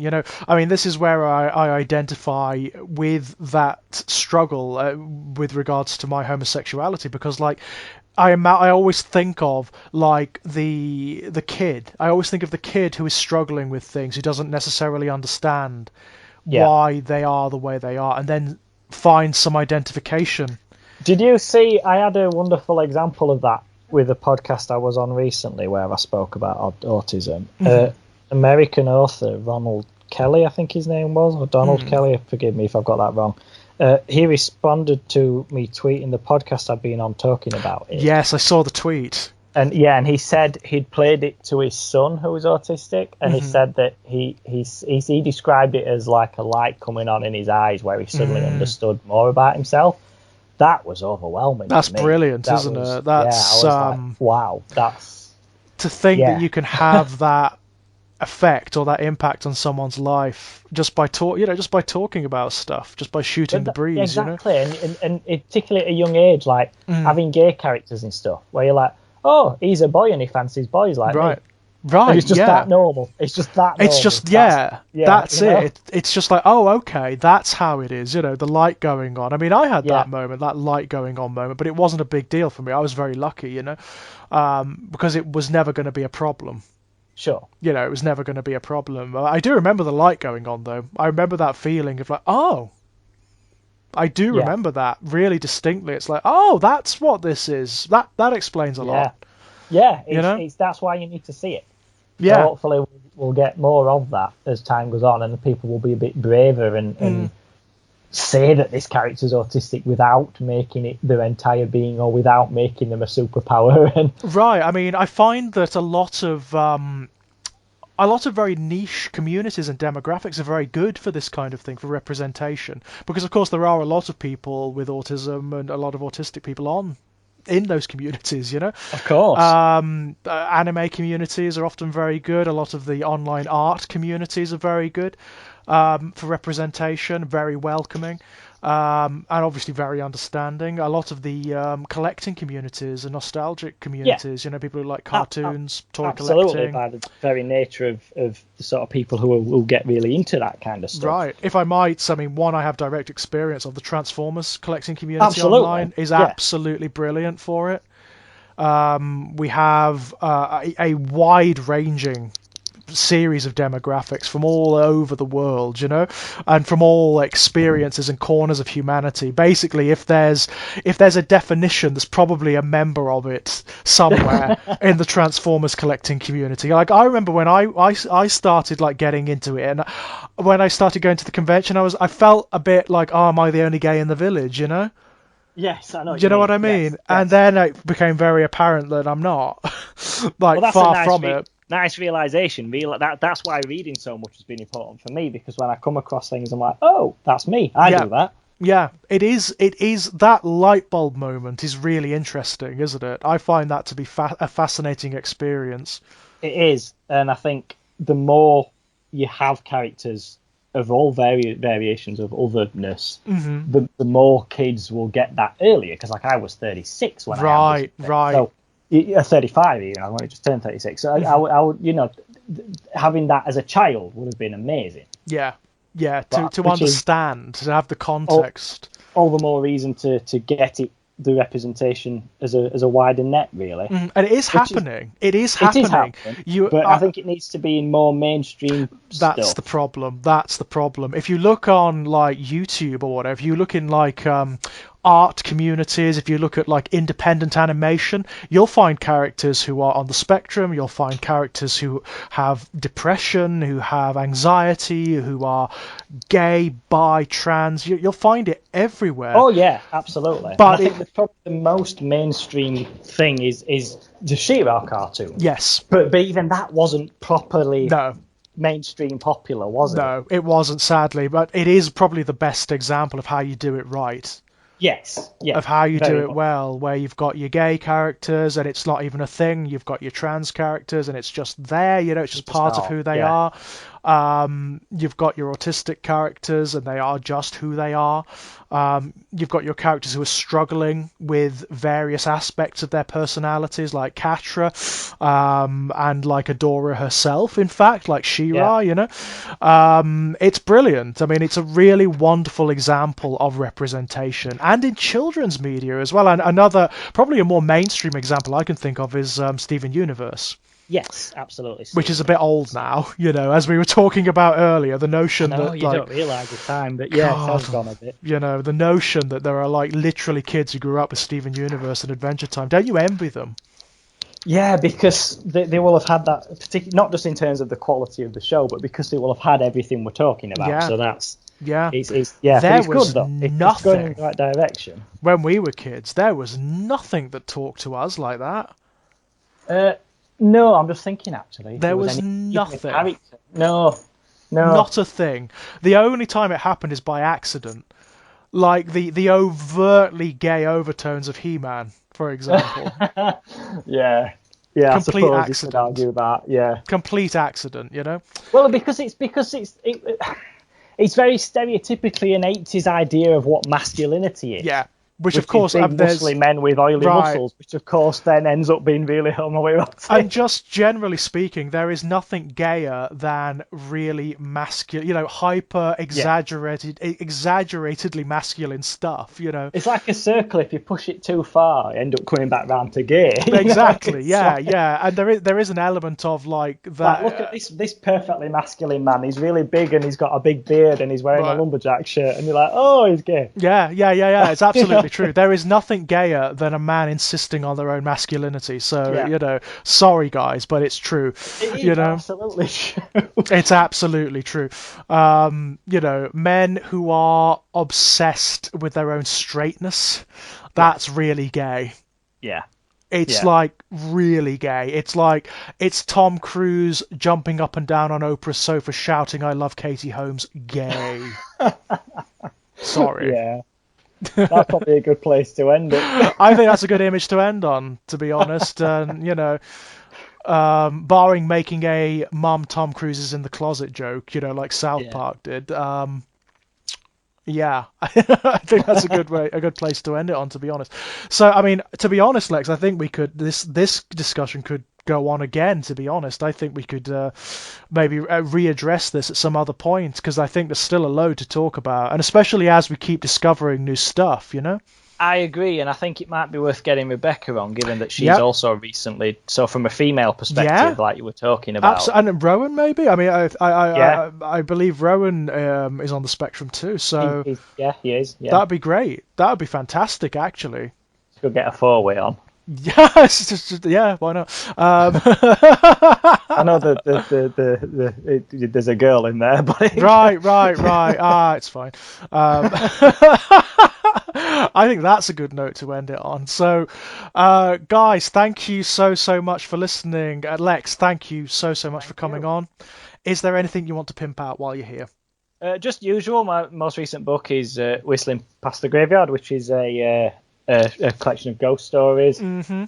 And all my other books, if you want any of them as well. They're all down there, by the way, guys. They're all down in the bar below.